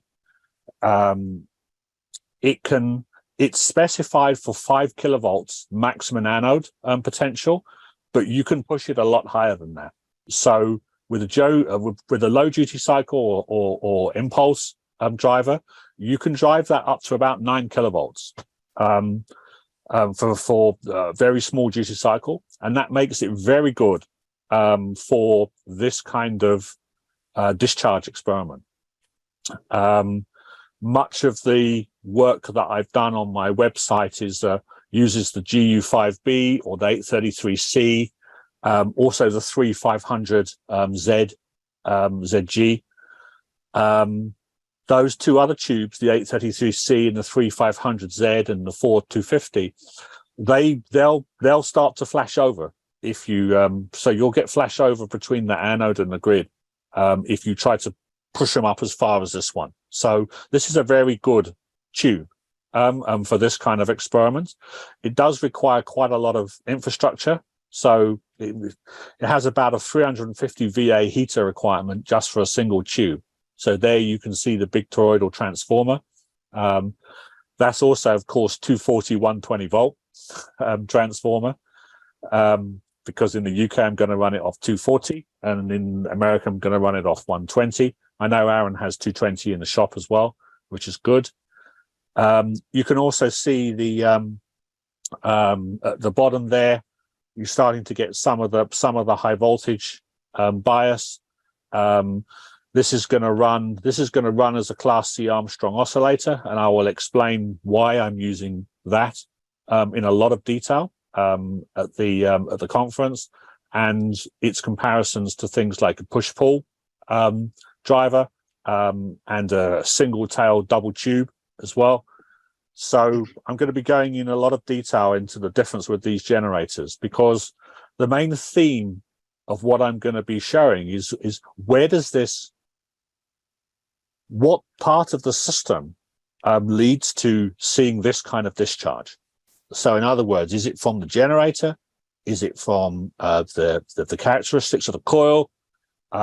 Is it from the environment, or is it some combination of those things? And I'm going to be going into a lot of detail of that in my presentation. So this is part of the preparation for that. There you can see it started coming together. This is built in PTFE and HDPE. I gave HDPE a try out, and those two side panels are made from HDPE. But the structure actually supporting the tube, that's PTFE. It needs to be able to cope with some fairly high temperatures on the anode. So that's where the generator's currently at. Now this is something that I put together recently. It's a very high voltage differential probe. So part of what I want to show is I want to show the actual drive waveforms that are actually going on in the coil, and this is good. So the large silver structures at the top, they are 100 mega ohm, 40 kilovolts each. So, and that goes down onto a differential 6.5 kilovolt differential probe. So you can run this up to about 65 kilovolts differential, and that is more than adequate to be able to actually look at the drive waveforms that are actually going on, because when it's oscillating, and especially when you're using it in burst mode, so in other words, you're just bursting the oscillation for very short periods, very short duty cycles, the voltages can reach up to 12 kilovolts, 12 to 15 kilovolts across the primary. So it becomes very difficult to measure those waveforms directly, but this is capable of doing it. So it's HDPE constructed. There's another shot of it.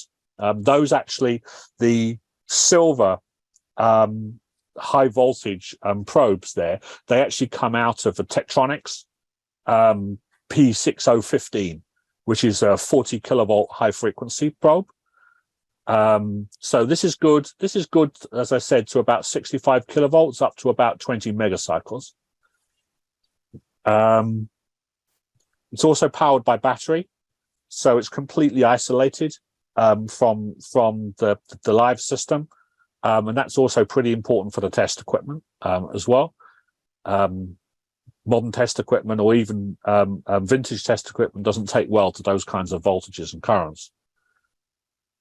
So here's part of the setup. Now the other part of what I'm doing is high-speed photography. This is something that Eric and I have been talking about for a while now, about looking at the capacitive growth of these discharges, and so I've been looking at doing slow motion work. Again, I'm going to be presenting a lot of this at the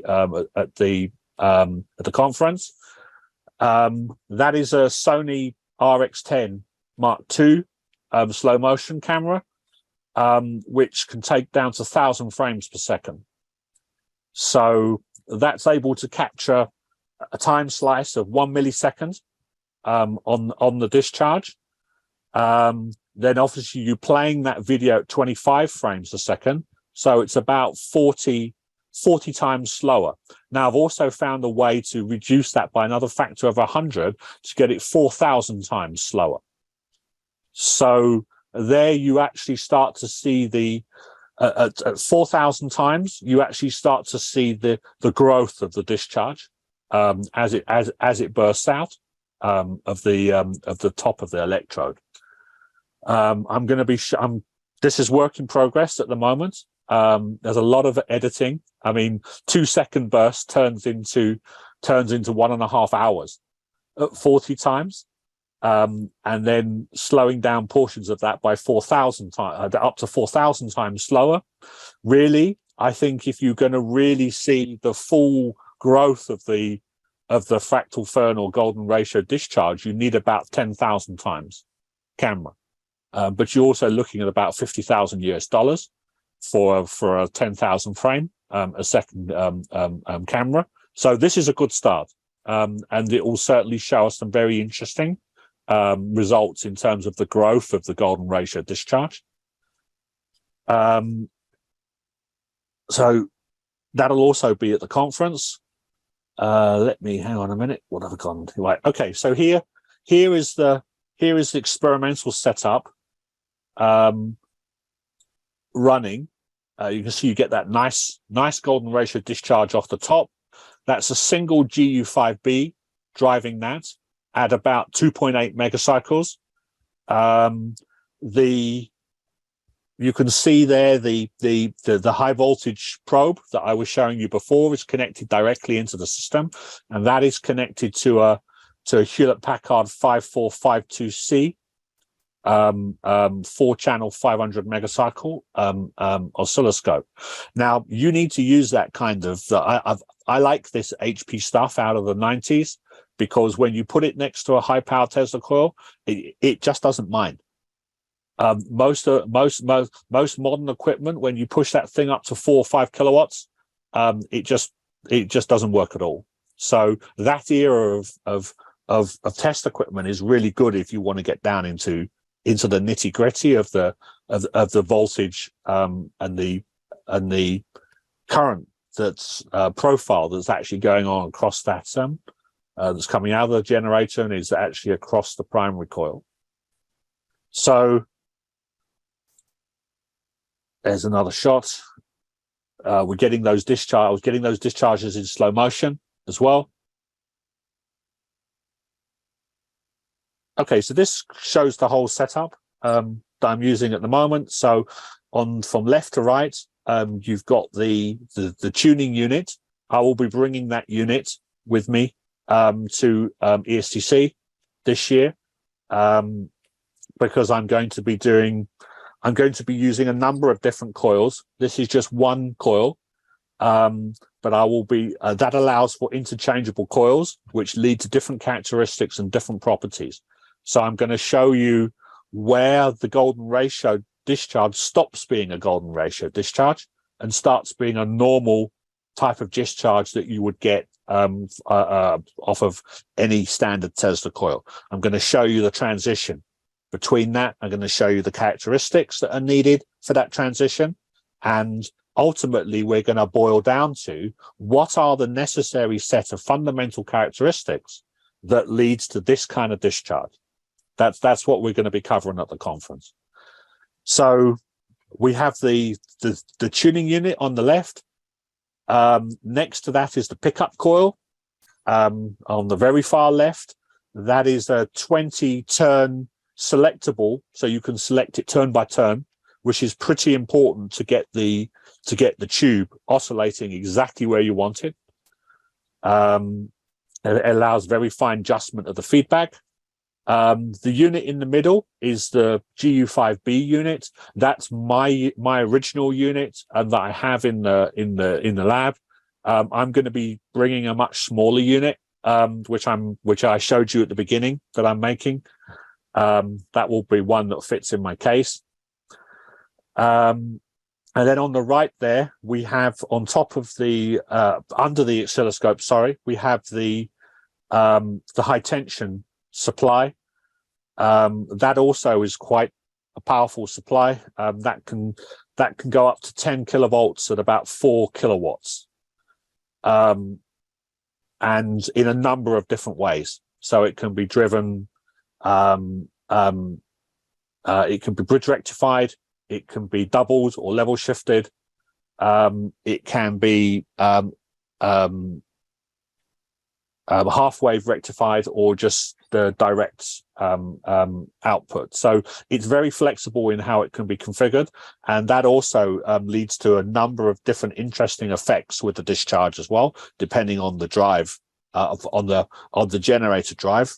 And I'm going to be going into that in detail as well. Here I've also got, you can see in the middle of picture, maybe you see it better there.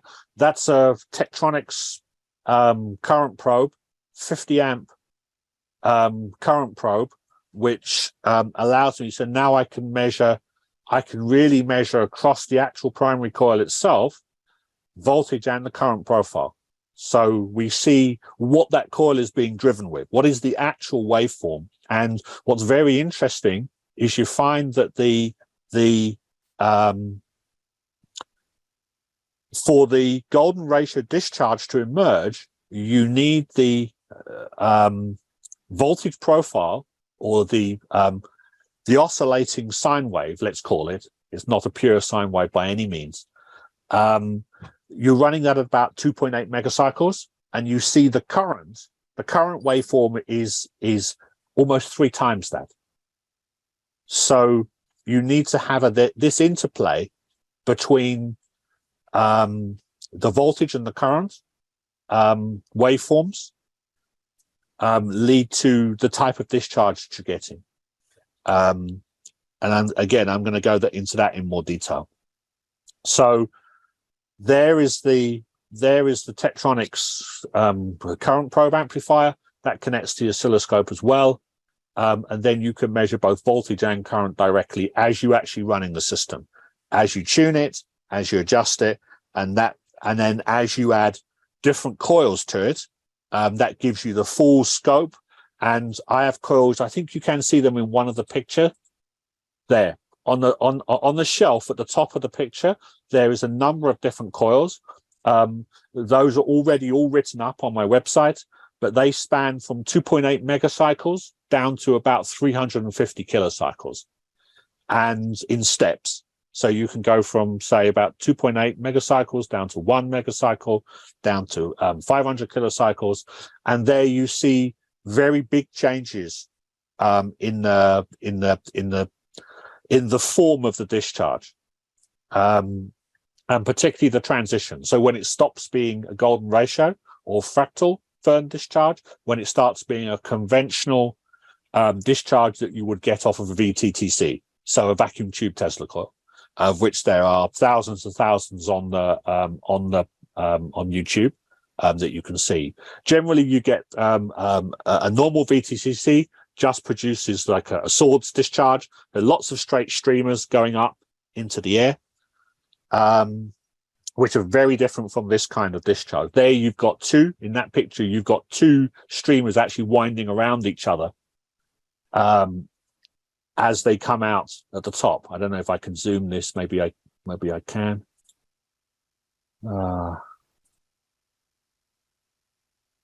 Yeah, I can. So there you've got two streamers actually winding around each other before they branch out at the top. So altogether, putting it all together in ESTC, I'm going to be going over all these properties, all these qualities. I'm going to be showing what are the core set of requirements to actually generate this kind of discharge, and what makes the difference and what doesn't make the difference. And for example, why you don't see this on the thousands of Tesla coils that are made out there on the internet. So that's where things are at. It's work in progress. Some of this stuff is going into the presentation. Some of it, I don't have time to release the latest stuff onto the website at the moment, but that will be coming along probably after ESTC. I will update those write-ups and put the new experiments on the website. But until then, this is the latest work, and we'll continue when I get back from America. I will finish this experimentation in preparation for what we do at ESTC. Great, thank you, Aaron. That's everything from me. Awesome, thank you. Okay. Yeah, I got a few things to add. Okay, go for it. So my work with all of this has not been a self-oscillating system, but it's been an externally derived frequency that's adjustable.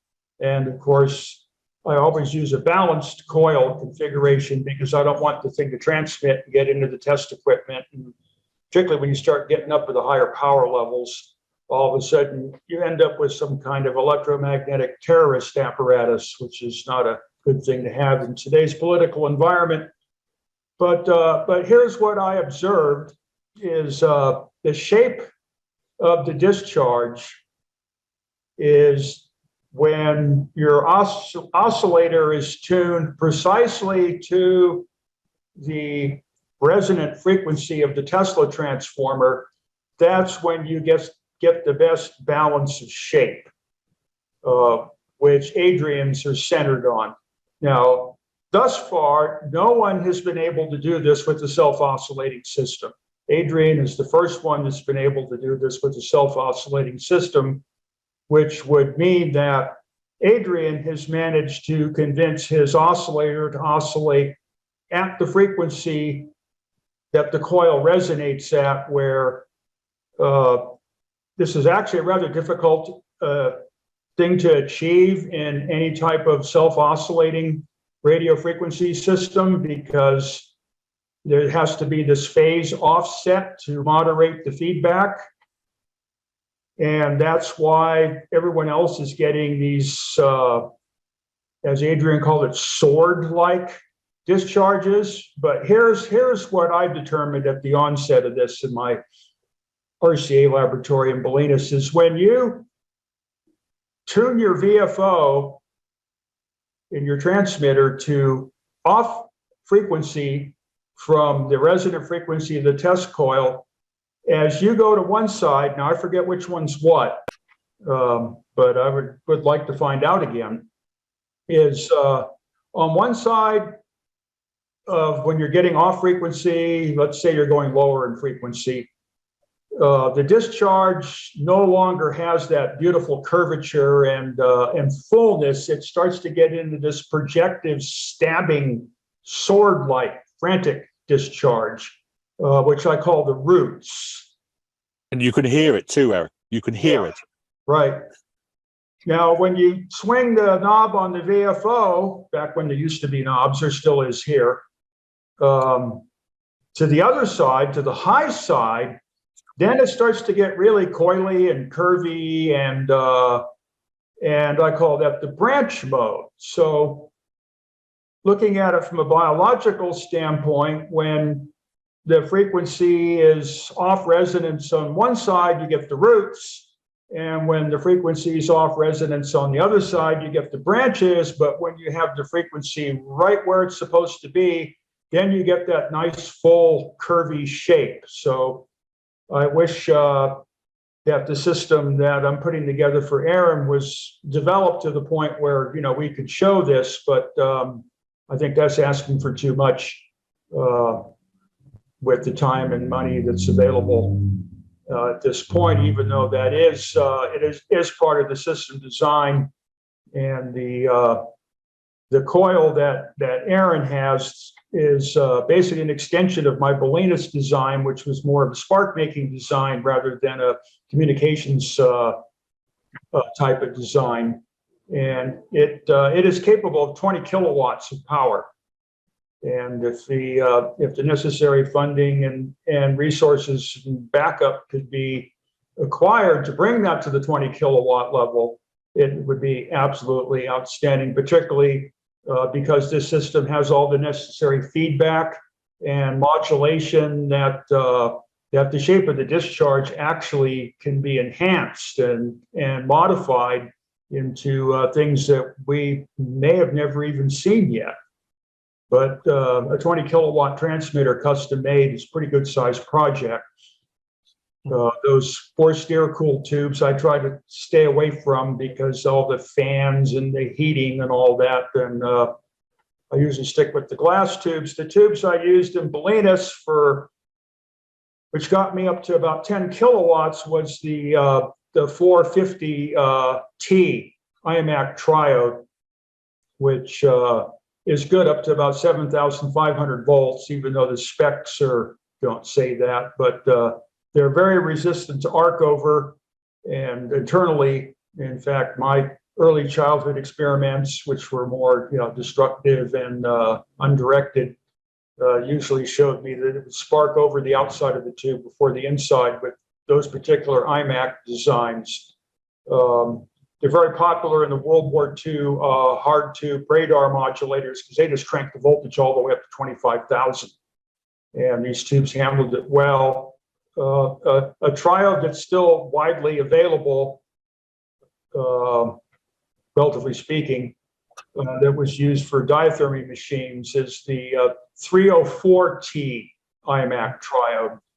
And the World War II radars were using those tubes up to 15,000 volts. So basically, for the unit that I developed at the Integratron and moved to Santa Barbara, which unfortunately there's no video evidence left of, that used 4 304 TLT triodes and gave me 10,000 watts of power, and I didn't have to fool around with any forced air and radiators, and I just You just have to stand back and make sure you don't get too close.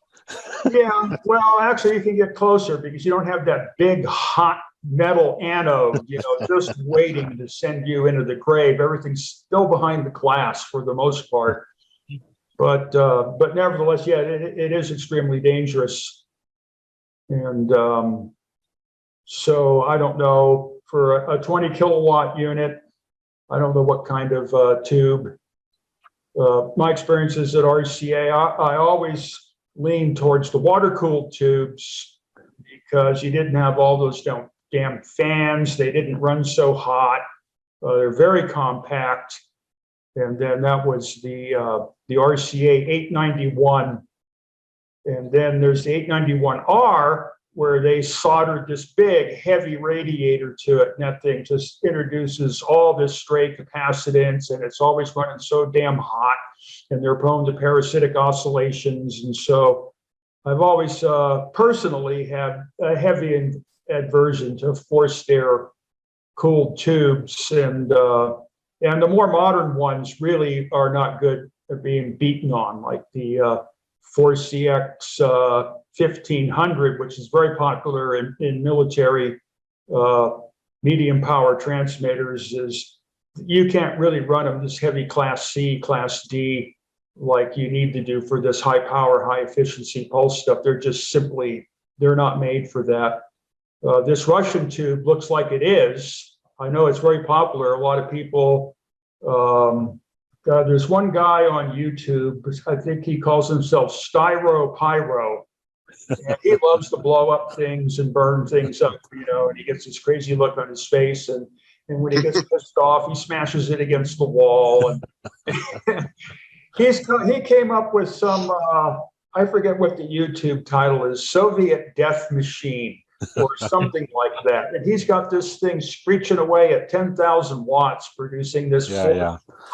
They are beasts. Those that GU5B is a beast of a tube. It really is. So that very well maybe, I don't know. You were saying that you might have had some flashover or whatever with that, but that not on the GU5B, not on the 833C. If I tried to push that up above about 5 kilovolts or so, I'm going to get a flashover on it. Well, yeah, the 833 is a low voltage too, and its electrostatic stresses are really they're not balanced out very well. Yeah, indeed. You would be much better with a 250T or 450T iMac triode if you want to go really insane power levels with a vacuum type tube. So I was operating in Bolinas, I was operating 6,300 volts on the plates of 4-250 or 450Ts, 6 of them, parallel. And I forgot how high the amp meter went, but it didn't matter there because my laboratory had a convenient 500 kVA substation. That's where the lights dim in the town next to it. Yeah, it was. Yeah, I could always tell when they were simultaneously keying the transmitters when I was in town because the street lights would flicker with the more stuff. It's really too bad that I couldn't have kept on going at that location because that was the place to really get crazy with this stuff. Yeah. But at any rate, so yeah, I would like to get to the 20 kilowatt level, but then there's a lot of things I'd like to do. So, Eric, I can corroborate something you were sharing earlier in relation to when you go to the low side of the frequency, when you go to the high side. Yeah, you see that's very pronounced in this system. So in other words, when you go, because the trick with the self-oscillating, basically you are oscillating at the parallel mode because you're using the parallel resonant mode of the Tesla transformer. It gives you some real tuning flexibility either side of the series fundamental resonant point. So when you're on the low side, you can tune that. I can tune that one coil from about 2.4 megacycles to 2.8 on the low side, and there you see what you're referring to as the roots. The further you get away from the center frequency, and you need to keep the tube oscillating, so you have to make some adjustment to the grid bias and everything like that as you start heading down in frequency. But it starts opening out, and when you flip to the other side, so if you flip to the upper parallel resonant mode, then you're going somewhere at around about 3 megacycles up to about 3.4 megacycles. The thing really tightens up. So it really tightens up. The discharge curves are much tighter, and it all becomes much more like a ball. yeah. So on the low side, it opens up. On the high side, it all tends to curve in on itself like that. And you can do that on this. Actually, I will show that. I will show that at ESPC on this system because you've got some very fine. Where on this system you can adjust very fine tuning of frequency using the it has a 10 kilovolt 1000 picofarad vacuum variable capacitor as the primary tuning capacitor, and that capacitor allows you to do some very, very fine tuning of frequency above and below. Obviously, you can't do it at the series point because you're not driving it at that point. In your system where you were driving directly from an exciter, then you could drive it directly at the series mode, but you can't do that with this system. You have to drive it at the lower parallel or the upper parallel mode. Yeah, there's a lot of advantages to using an external oscillator, and yeah.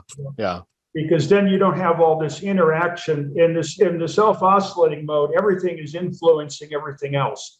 The one distinct advantage of the self-oscillating mode is that frequency, potentially, and in your case, in actuality, can hone right in on what the discharge wants. Yep, you can hit the sweet spot of the discharge. Yeah, it's more adaptable. So my question is the important experiment. And this is something that goes all the way back to that condensed intro of Tesla transformer paper that I wrote that Philo had me do after I lost my laboratory at RCA. Insisted that I write the whole thing up, and I'm glad he did, because that got me started in all this theoretical end of it. But what's needed is a big frequency oscillator. Mm-hmm. And the big frequency oscillator oscillates at what the so-called center frequency. And then the big frequency oscillator goes into a product modulator, and you get your sum and different frequencies out. And those sum and difference frequencies, when put on a spectrum analyzer or by ear, quite possibly will tell you how the discharge is growing or shrinking because the frequency has to change with the size of the discharge. Well, you can hear it as well. You can Well, you very should be able clearly. to, if you have a BFO, it should make like a burping noise or maybe some kind of, to me, that's like a very essential Mhm. test procedure to use for this is to run this into a balanced modulator, like in a sideband receiver or something, and get that beat frequency out. And that beat frequency will directly correspond to the growth and decay of the discharge, and quite possibly be audible. In other words, That I think is true. Again, I can corroborate that what you're saying, Eric, directly in this experiment, because that will also come out in the slow motion photography. So the slow motion video also shows, because I'm modulating it basically at the line frequency. You get a burst. So basically, you get a burst every if it's bridge rectified. Then I get a burst every 10 milliseconds. If it's not bridge rectified, it's half wave rectified, it's a burst every 20 milliseconds. And if you are in the sweet spot, if you let the generator tune right to the sweet spot, like you say, it becomes very, very quiet. It's just a background hum of the 50 or the 100 hertz. Depending on what. So you're not using a keyer, you're using the rectifier AC component then as your modulation? Yep. Well, I can do it two ways. I'm using the AC as modulation, or obviously I can use an interrupter. So I can use an interrupter on the cathode side of the tube. That's the way I was doing it. Yeah, I mean, so both ways, and the tube gives you very distinct feedback. So, for example, if you tune the tube in the self oscillation point and it's not at the right place, then you start to hear it starts to become discontinuous because the tube stops oscillating for a moment and starts again, and you hear that aggressive sound of the tube trying to start oscillating. Oh, okay. Yeah, that's the parasitic oscillation. Yeah, you can hear it, and so actually, so basically, it's kind of by your account, then it's kind of acting like a regenerative receiver as well as transmit. Absolutely, absolutely. It's acting. It's acting as a regenerative system, but I think basically the BFO is the way to go in pure DC and interrupter keying. I tried it. I tried it with pure DC. So on the bridge rectifier, but you have to interrupt it. And interrupt it too. Yeah. Right. No, and to interrupt it too, and it produces the same discharge. So if you do it DC, so I put an 8 kilovolt 30 microfarad tank onto the HT supply, which it really is a DC, and that is not something to get close to. That's not something to get close to at all. No. So it is, and it measures as DC. So you can measure it with the high voltage probe as a DC, and then you interrupt it at the cathode.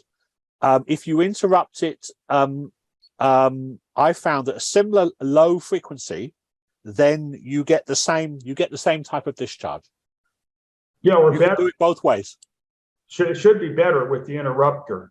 I think it's more controllable with the interrupter. Yeah. It likes to turn on. It likes it when you turn on hard and fast. Yes. Absolutely. Yeah, mercury switches are the best. That's what we use, was mercury switches. In actual fact, it only works as burst mode. That is one of the pre-requirements. I mean, it will not work continuous wave. It'll just shrink into a little fireball. Absolutely. Yeah. Absolutely. I can corroborate that as well. And when you go into that particular pulse mode, those tendrils will go out way beyond the arcing distance. Yes. It's a very unique form. And I'm really anxious to the point where I can duplicate what I did in Santa Barbara, where in the cathode modulator I put music. And Yeah. boy, That would be exciting. You should see what these things look like then. Yeah. Boy. That would be exciting. That's step 2, I think. Well, that's what we're working on. We're on step 1, but step Yeah, 2, well, definitely we got to do that. That's what Aaron and I are building. This thing is not like this is like some kind of this is something right out of what was it? Oppenheimer's hole. What's the one in Colorado in New Mexico? Los Alamos. Los Alamos National Laboratories. I know because I glommed it. But just before I lost Landers, I managed to glom all the surplus from Los Alamos' original nuclear era. We're talking about truckloads and truckloads of tubes and transformers, and they looked exactly like what Aaron and I are putting together.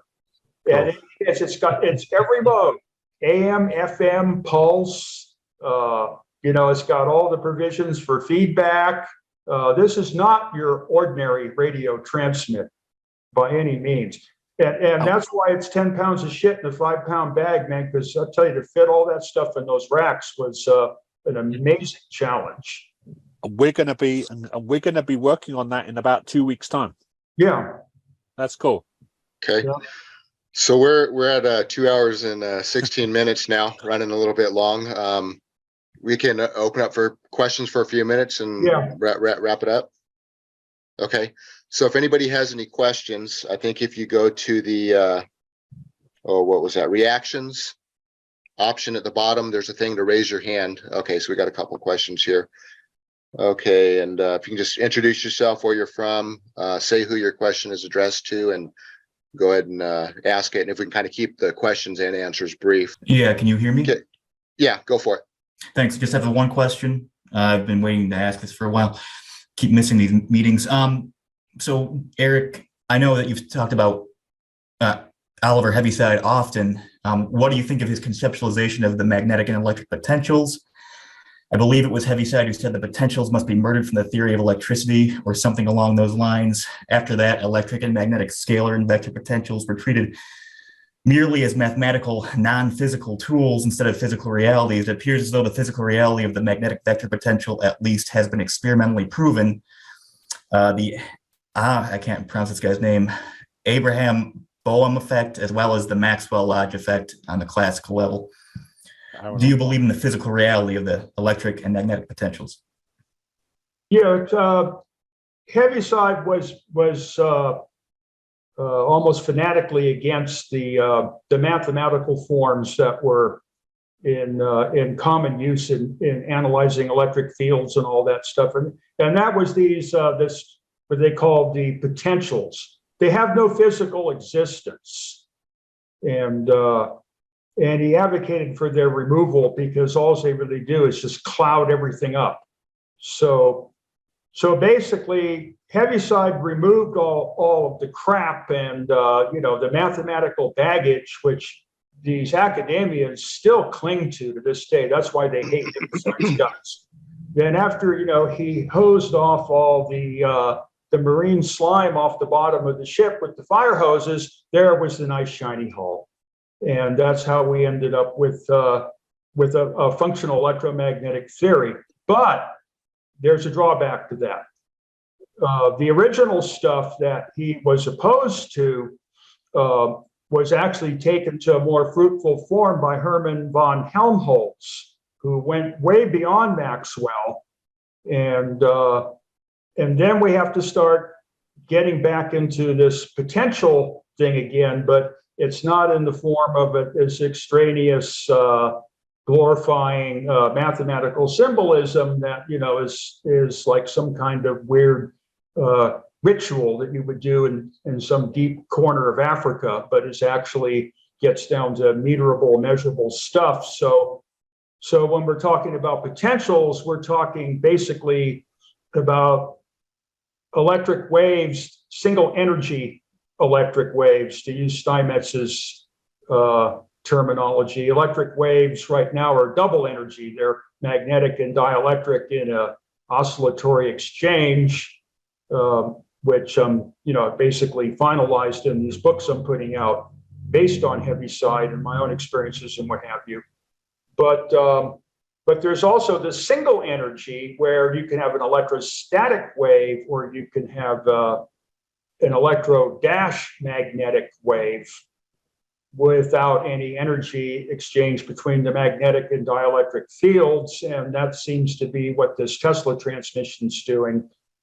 Tesla was an avid follower of Helmholtz. In fact, actually, I think Helmholtz even came to America to see what Tesla was doing with his proposed one-wire transmission system, and they had both come to agreement that yes, that was a workable system. Helmholtz's material is basically all lost for the most part. He was not an avid writer like Heaviside. He had no interest in engineering, unlike Heaviside, whose very basis was engineering. So Helmholtz material is basically all lost. Now, I'm sure there's people on the planet that are much more adept at mathematics and sorting all that stuff out than I am, that maybe could tap Helmholtz's work. There's definitely something there. I produced a pamphlet called The Revival of the Science of Electricity in the Digital Age, which is an Amazon book. And all the quotes are in there from people talking about Helmholtz, so I kind of show the direction that it has to go there, the quotes from all the people and all that. So that's basically when you're talking about potentials, or Heaviside's talking about potentials, it was a roundabout mathematical extraneous process to get to the engineering solution, and all it really did was just make everything impossible to get to the bottom of. So Heaviside's contribution was to get rid of all that, but then the academians hate him for it, and Tesla basically, or not Tesla, but Heaviside has been pretty much erased out of all the normal discussion of electrical theory until you get into basically the Bell telephone guys and what have you. And then all of a sudden it pops back out in full glory, mostly the works of Ernst Gilliman. So it sounds like you believe in physical realities of the potentials, but just not necessarily the way it was originally described. Yeah, it's one word, but it's being used for completely different things. Like voltage. There's not one person on the earth to give you a straight answer of what voltage means. One of the main problems is because it has two meanings. It's either electrostatic potential, which is a dielectric form, or it's an electromotive force, which is a magnetic form, and they're not the same. They cannot be arbitrarily interchanged. And the only person never really present that or understand that was Steinmetz. He gets that in his AC book, not directly, but practically. And so this is what in these writings that I've talked about, these are the things that, that I've spent almost the entirety of my adult life trying to sort out, and did sort out, mostly with the help of Steinmetz. Heaviside, like his contemporaries, was way too wrapped up in mathematical fantasia, like relativity, and all these things, and getting too wrapped up in Maxwell, as the grand savior Jesus, and we're not paying attention to anything else. But nevertheless, his mathematical contribution to electrical engineering is priceless. So I better stop at that point. Sure. Thank you. Okay.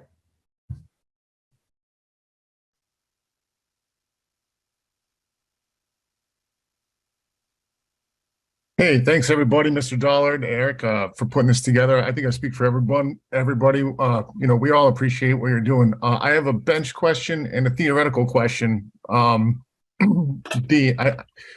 theoretical question, well, maybe I'll mention the bench because that's important. I was just looking how to build a coil that generates a volt And no matter how many windings I put on it or the shape, or, like it's supposed to be number of turns times current. And there's obviously many more factors in there. And, if anyone's kind enough to show me how to build a coil that gets a volt without using an op amp, that's my solution. I used an op amp to generate a volt out of a coil. Let me be more clear, just a magnet pass on a coil. Any, neodymium, ceramic 8, whatever. I'm having trouble with that. And my theoretical question is that in your origin of energy synthesis, you talked about how between the two wires that the charge would the wire worked as something of a mirror and in conjunction with the dielectric. And I was just trying to fit that in my head, what exactly you meant when the wire was some kind of mirror and the dielectric. And maybe it'd be helpful if you could just explain how the charge and the energy goes down the wire. I appreciate that. Thank you. Well, I've done that rather extensively in these writings that I've talked about. Okay. So basically, the wires are the reflectors, and the dielectric is the how would you say, the transparent part of it. So basically, that's why you got to have more than one wire. It forms a boundary. It reflects the electromagnetism, and the dielectric conveys the electromagnetism. That's why when you put different dielectrics in that have different refractive indexes for light, that changes the velocity of the wave, because refractive index and electrostatic capacity are very, very close to the same thing. As far as you're talking about a volt out of a coil or what have you, I don't really have enough information to answer any of that, because I don't know exactly what you're trying to do. But it doesn't sound like it's any of the resonance stuff. It sounds like you're just trying to do a basic Faraday thing with the galvanometer, a magnet, and a coil. And you shouldn't have any problems with that at all. So you must be making either something's very broken or you're making a very fundamental mistake. Right. I may have shorted the coil or something. I can't figure it out either, but I really appreciate it. And I enjoy your 4-quadrant representation book. I just finished it last night. So I got to go over it again, but I enjoyed it. So thank you. Okay. Thank you.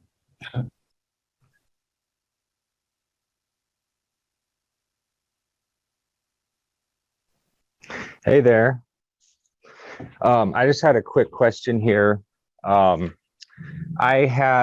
trying to do a basic experiment here with a resonance in a hydroxy HHO cell. And I have a negative inductance in the cell. And I just wanted to know what that means exactly. And if I can cancel it out by adding a positive inductor to get a resonant frequency. Yeah, I don't know exactly what you mean by negative inductance, but it sounds like if you wanted to resonate, you would have to have a negative capacitance, and not necessarily a negative inductor. Well, I simply got an LCR meter and I connected the red lead to the. Oh, no, that'll just that's all digital stuff. That doesn't work for any of this. Well, I'm simply trying to. You have to go back to the old ways of using, electrodynamic instruments. If meter's reading negative because it doesn't know what's going on, it's not that it's a negative inductance. Well, let's just say I connected it to something that is just plates with salt, salt water in between. So essentially, it's like a capacitive thing that has no inductance or something. Do you know what a negative inductance would mean on a meter? It means that the meter doesn't know what's going on. Okay. Okay. So what would I use to find the actual inductance then in a dry cell, a hydroxy electrolyzer? Well, the inductance would be so small, there's almost no way that you can't do it. If I can just add,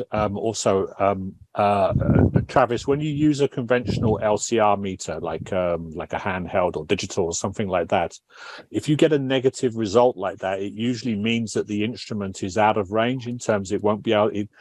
It's not within its preferred operating point. So in other words, if it's giving you a negative result, how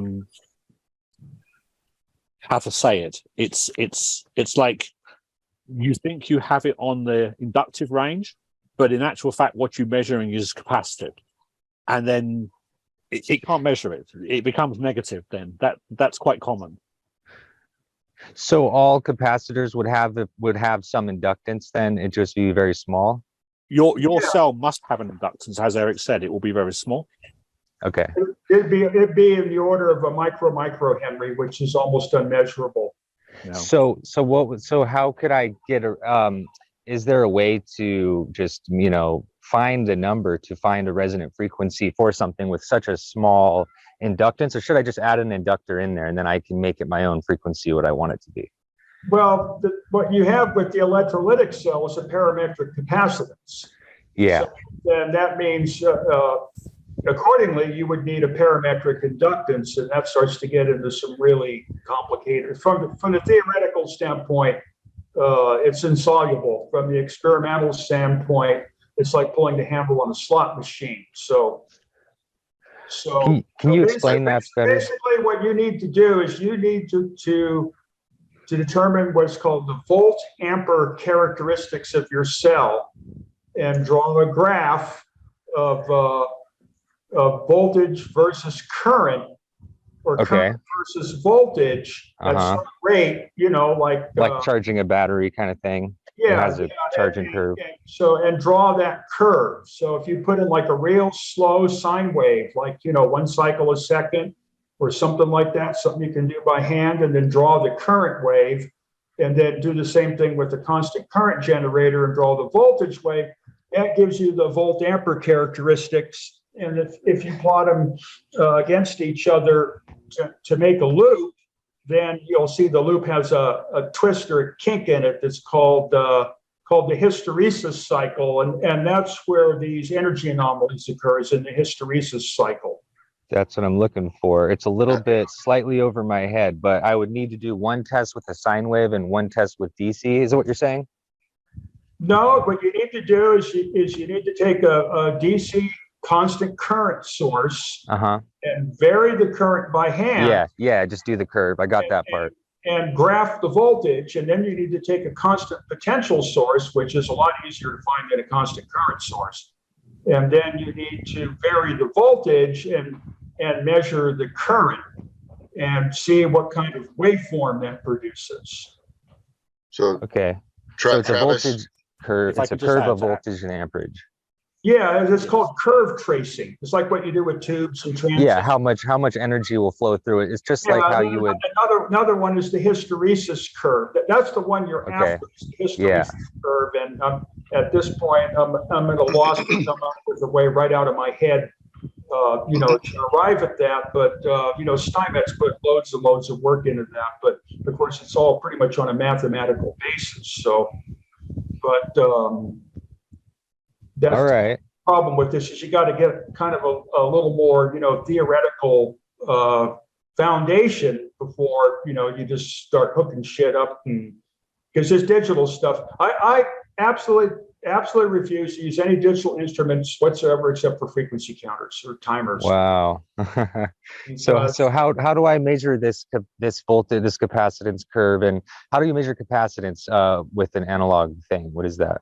Well, you're not going to be able to. The capacitance is going to be too weird for any capacitance meter. So basically, what you're just going to have to do is you can use. I meant to say inductance. I'm sorry. I got the capacitance, and it does vary slightly. You will not be able to measure the inductance. It's way too small. It'll be impossible to measure it. The inductance of the connecting leads will be 100. So I should be able to just add an inductor in the circuit then and create just a resonant frequency in a circuit? No. Okay. No. If I could just add also to what Eric has also shared as a possibility, another possibility, Travis, I don't know what your access to instrumentation or engineering know-how is, but for me, that is a prime candidate to measure with a vector network analyzer. So basically, sounds expensive. It is. Well, it doesn't have to be. If you go and get my presentation from last year, I give a very detailed presentation on how to use a very low-cost VNA But if you treat your system as basically just like any other 2-port network, if you measure using a VNA, it's S11, so it's basically its input impedance or its reflection coefficient, and you measure its transmission gain. It will entirely characterize the resonant properties of that cell entirely. It's a very, very good exercise for a vector network analyzer. Vector network analyzer. Okay, just one last piece here to maybe clarify. I do have a capacitance in this water. It's approximately 12 micro farads. So I just want to basically charge and discharge this water and just experiment with starting there. That's my very first, most simple project. But is there any ideas of how do you resonantly charge and discharge water capacitor? It shouldn't be that hard, should it? Is it just why can't it be done? Because it's polar. The capacitance changes with voltage. But the water has electrolyte in it, and I can vary it between, very dielectric to more conductive. It does have a very high resistance in the water. Is it just not a good enough? Why can't I have a resonant charge and discharge with the water capacitor?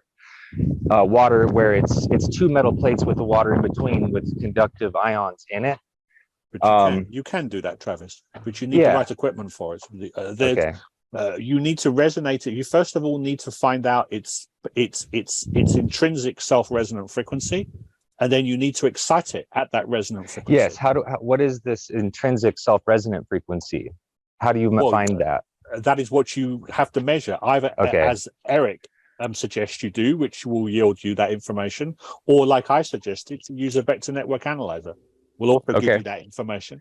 All right, I'll be researching those 2 things. Thank you so much. Hey, Travis, I have something to say about that. Yeah. So the let's see, I don't know if that's working or not. So on this water cell, are you looking to also do water splitting with it? Yeah, it's for electrolysis, and my first is just using DC, but yeah. Okay, so I might be able to give you a shortcut that bypasses almost all of this. One of them is with that water cell, it's either called a phase lock loop or a phase loop lock circuit. They're not that expensive. You can build one for probably $30 worth of parts or something. There's some PLL circuits for electrolysis online. You can probably find them in my forum, energeticforum.com. And when you put it on your cell, that will pulse the DC into the cell, and it will automatically adjust to the most efficient frequency for that particular cell, because it's going to constantly change. Temperature is going to make that frequency change. The water is going to be sloshing around possibly. That can make the frequency change. And what the PLL circuit does is it will constantly adjust for that. So you always have the optimum frequency that is pulsing at for that cell's particular condition at any given time. I was actually going to put one of those into production for so-called HHO cells in the past. Yeah. But look up the phase. So that's basically, it's basically it's a feedback circuit. It's able to track resonance reaction. So cool. But then, so when I find resonance on this type of water cell, what will I see when I do achieve resonance? Like I have, PWMs that I can turn the dial for the frequency, and then do I see the voltage just drop, and then the gas stays the same? Yeah, you don't need a PWM. That PLL circuit will do it for you. And then all you got to do is just put your scope on that circuit to see what frequency it's pulsing at. And then you'll know that thing is being pulsed at the most. That's really cool. Yeah. Yeah. But it's either phase lock loop or phase loop lock. I can't remember. Phase lock loop. Phase lock loop. And you can find full schematics online for a phase lock loop HHO circuit. The schematics are there. I mean, I took one right off the internet, and I would recommend looking at that because that's specific to your application. And you've tried one and seen it working? No, I had designed the whole thing out on a PC board and everything because I was going to put it into production, and somebody who shared that schematic online, it's already proven it's not really a magical proprietary circuit or anything. It's pretty standard off the shelf parts. You can probably build one for under $50. And I think that's kind of what you're looking for. And in addition to that circuit, I would recommend getting Adrian's presentation from last year when he's mentioning the vector network analyzer. A few $100 on eBay, and you can get one of these, and that'll kind of take everything to the next level. Yeah, But that's all I have to say about it. yes, I am going to research that. Thank you so much. Okay, And sure. just one last thing to mention really quick is with your multi-wave oscillator, the Lukovsky thing, I did just notice that I think the carrier frequency, it's so incredibly close, and it's in the range that Lukovsky, I think, was studying, that if you slightly adjusted your carrier wave, I forgot what number is it tuned to again? It's, I think, mid to low 700 kilocycle range, I believe. 850.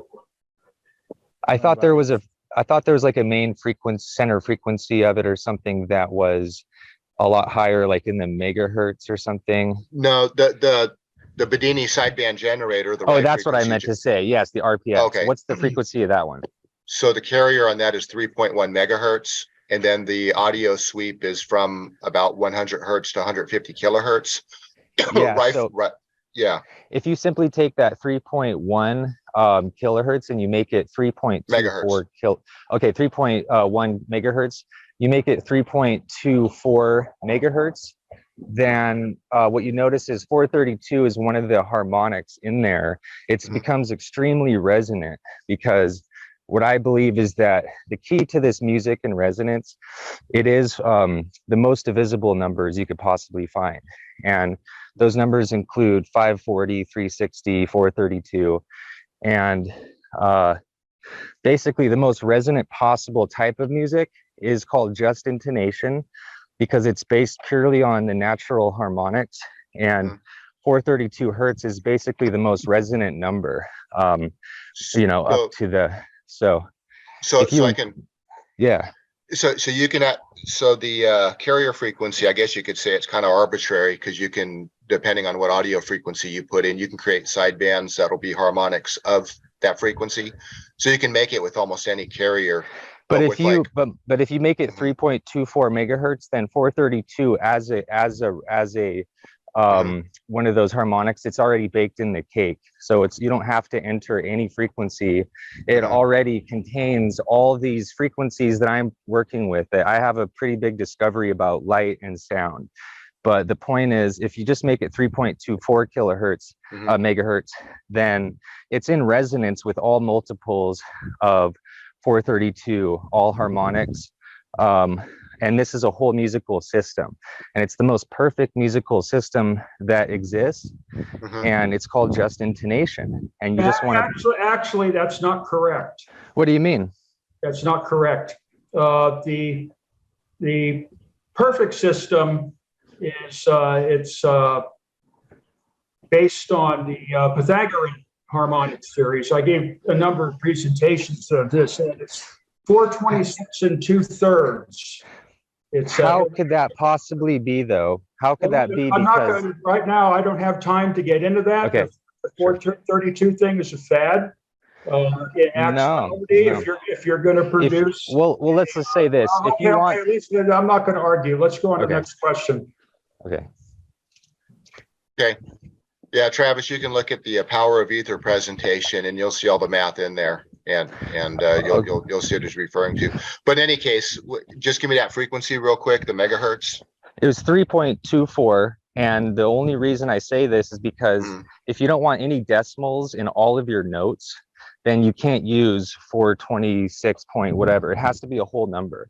If you want all whole number waves to create standing waves that are perfectly in alignment, there's only one way to perfectly do that. If you want no decimals in any of your frequencies, and that's very easy to do that. And just intonation is based on the harmonic series. So that's what the universe is based on. So I don't know how Pythagoras' system of his intervals was created first, but it's not perfect. It's one way, but just intonation is based on harmonics. So whatever you want to say about it. The Pythagorean system is based on harmonics. The just intonation system is enharmonic. What do you mean? Just intonation is Well, based on multiples. I don't want to carry this out any farther because we're taking questions away from other people. Those are the facts. Those are what you get on the oscilloscope. Those are the facts. Okay, I'll have to research your So you're just going presentation. to have to go back and restudy that stuff. I would recommend that you read a book called what's the name of it? That was The Hans Kaiser book? oh, that's you can't find that. No, the guy that wrote that, remember, he wrote the book The Music of the Spheres. Yeah. It's all in there. Not the fraudulent one by Guy Ritchie, but the real one, which was, what was the guy's name? Jameson something? Yeah. Yeah, that's all in Let me there. see. And then I get it in the musical seismograph. This is it. I get in the detailed depth about that. Also in the Fortescue presentation. Jamie James. Yeah. Is that it right there? Yeah. So basically, yeah, that's the one. If I have the means, the equipment to make what I call the Pythagorean waveform, which no one really has attempted to do yet, would be right behind me now in the video screen. But that's two 11.5-foot high Western Electric racks of equipment, and it's not happening. But if I could, that's the thing that I'm most interested in right now. Well, I would just like to understand what you mean about what is it that you see on a scope that makes it better. That's why you have to get into presentations. The problem Which is one? We're way too far off track, and other people want to ask questions. Sure. So it's The Power of Ether as Related to Music and Electricity, which is available on emediapress.com.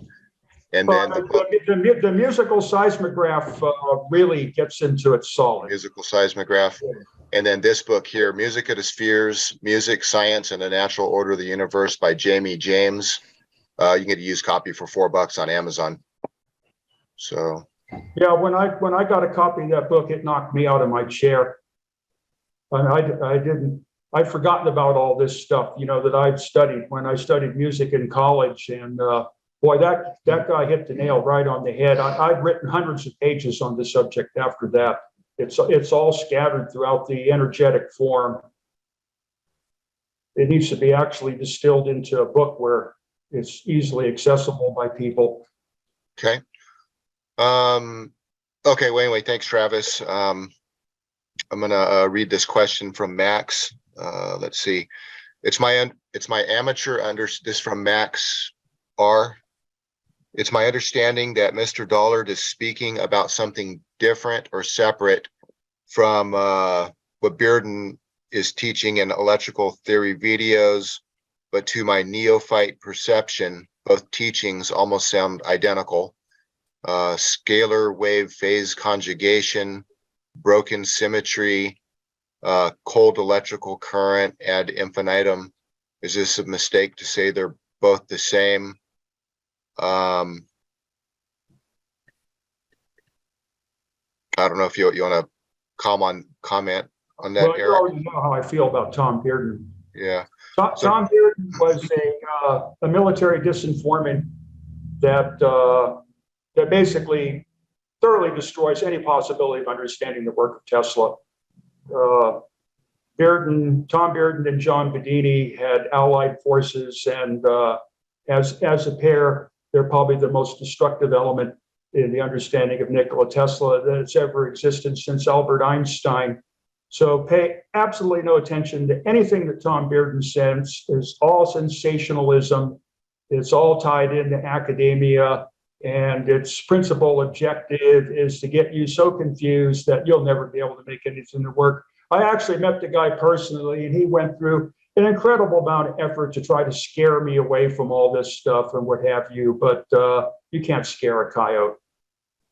And that coincides with the whole scalar wave terminology. It does not find itself to be evident in practical electrical engineering as applicable to Tesla. It's just more of a conjured fad, as you would say. The scalar wave is actually a self-defeating, what is it called, oxymoron, because the scalar is the part that doesn't wave. Mm-hmm. And it all finds its root into this potential garbage that that a previous question asker brought up. It's just saturated with that stuff, and Bearden does nothing but badmouth Heaviside from one end to the other, and created this whole Soviet scalar wave conspiracy, and it all goes into the chemtrails and the flat Earth, and we never landed on the moon, and the Soviet scalar conspiracy, and really, I would not recommend that if I have any more than a pint of alcohol in my belly, that you ever bring anything like that up around me. And unfortunately, this 432 cycle per second thing has all gone off into the same fantastic lunacy. It's in trying to be in contradistinction to 440, which is way off, and the 426 and 2/3 is geometrically intrinsic with the whole harmonic process, because the musical tone C has to be 256, which is a Pythagorean number. So you mentioned Hans Kaiser. Hans Kaiser was a kind of a spiritual theoretician and a crystallographer and all that, a German guy whose work unfortunately had to be carried out in World War II.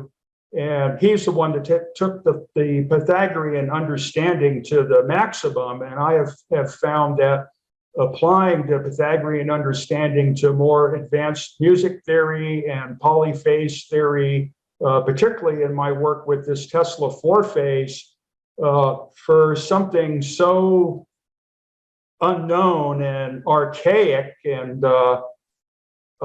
its analytical power is absolutely fantastic.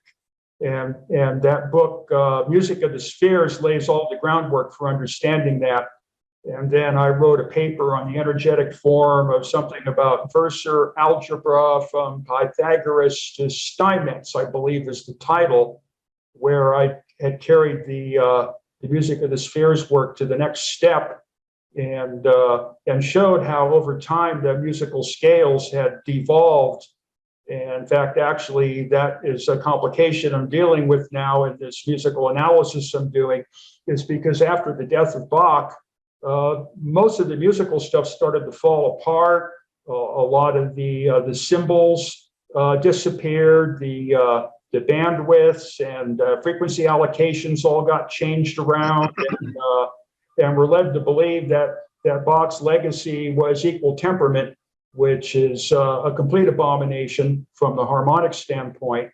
And none of those musicians at that time ever used equal temperament. They all derived out of what the prior question asker talked about, the just intonation. And every composer and musician had modified the just intonation, which still did not work good for polyphonic music.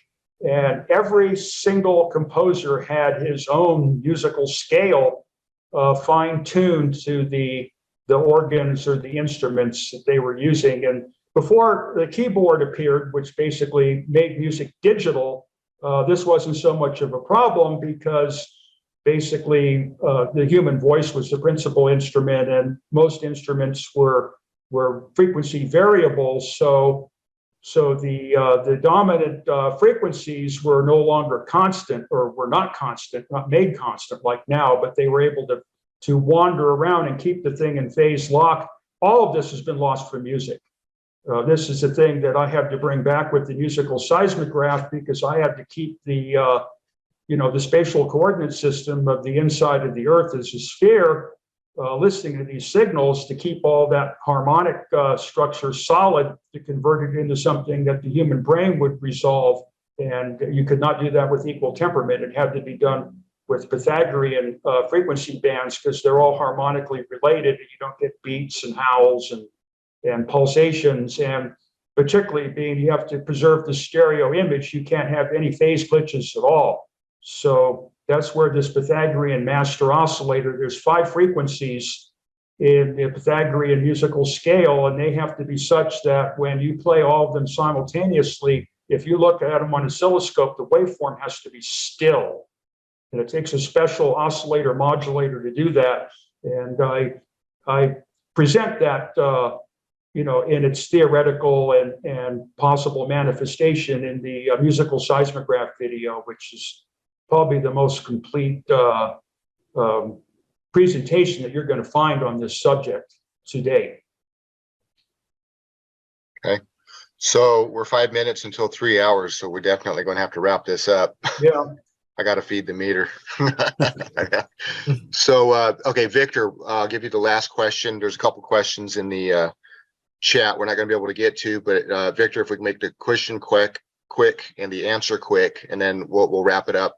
Because I still got to go through all this and add some subtitles and all that, and that's time consuming. Plus, Zoom only gives me X amount of gigabytes for the live call to be recorded and stuff, and I don't want to max that out. So go ahead, Victor. I would like to quote him in YouTube videos. Yeah, I mean, brief quotes, that's no problem.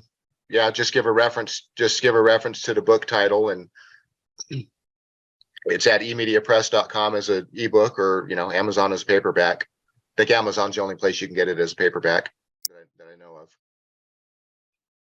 But yeah, go ahead, Victor. That's no problem. Okay. Okay, 2 hours, 56 minutes. Time's up. So thanks to everybody for being on the call. This will be on YouTube. I don't know, maybe by the end of next week or something like that. It's going to be a busy next 5-6 weeks. We're going to be swamped, but yeah, come visit us at the conference, energyscience.com, energyscienceconference.com. Tickets are on emediapress.com. And whatever you're able to help out financially, ericpdollar.com/donations. That'll help us out also during the month of April for a lot of the projects we're going to be doing. And so we'll see you on the next call. I think this is the 18th. So if we're going to do 1, 2, 3, let's see, 1, 2, 3 weeks from now is the 8th. We might be able to do a call in the. Yeah, go ahead. Aaron, did you want to do it maybe on a 4-week, because we're going to do that bi-weekly thing? Yeah, maybe do it in 4 weeks' time. So that'd be the 15th. That might work out better anyway, because on the 7th and 8th is that New York Times best-selling author coming to the shop to interview us on what we discussed, and that'll be on the 7th and 8th. So should we schedule for the 15th? Does that sound good to you, Eric? You'll be here anyway, so. Yeah, whenever, yeah. Okay. Give us time to settle in and maybe, show some pictures of what we're working on. Okay, so on April 15th, noon, Pacific time, or Pacific Daylight Savings Time, Washington State time, we'll do another call like this. It'll be from the shop, and at that time, Adrian and Eric both will actually be with me in person there at the shop. And so we'll go ahead and do that next call. I'll send out the registration link out on Energy Times and give a couple of reminders and stuff like that. So we'll see everybody on the call in 4 weeks, and I'll see you, Eric, here coming up pretty soon in about 10 days, 12 days or something like that. We'll see you, Adrian, here in about 2 weeks, something like that. And we'll be sharing the progress, what's going on at the shop. So stay tuned, and thanks for being on the call, everybody. And we'll see you next time. Aaron, thank you. Okay. Thanks, everybody. Take care. Thank you, everyone. Okay. Thank you, Eric. I'll be in touch. Take care, everybody.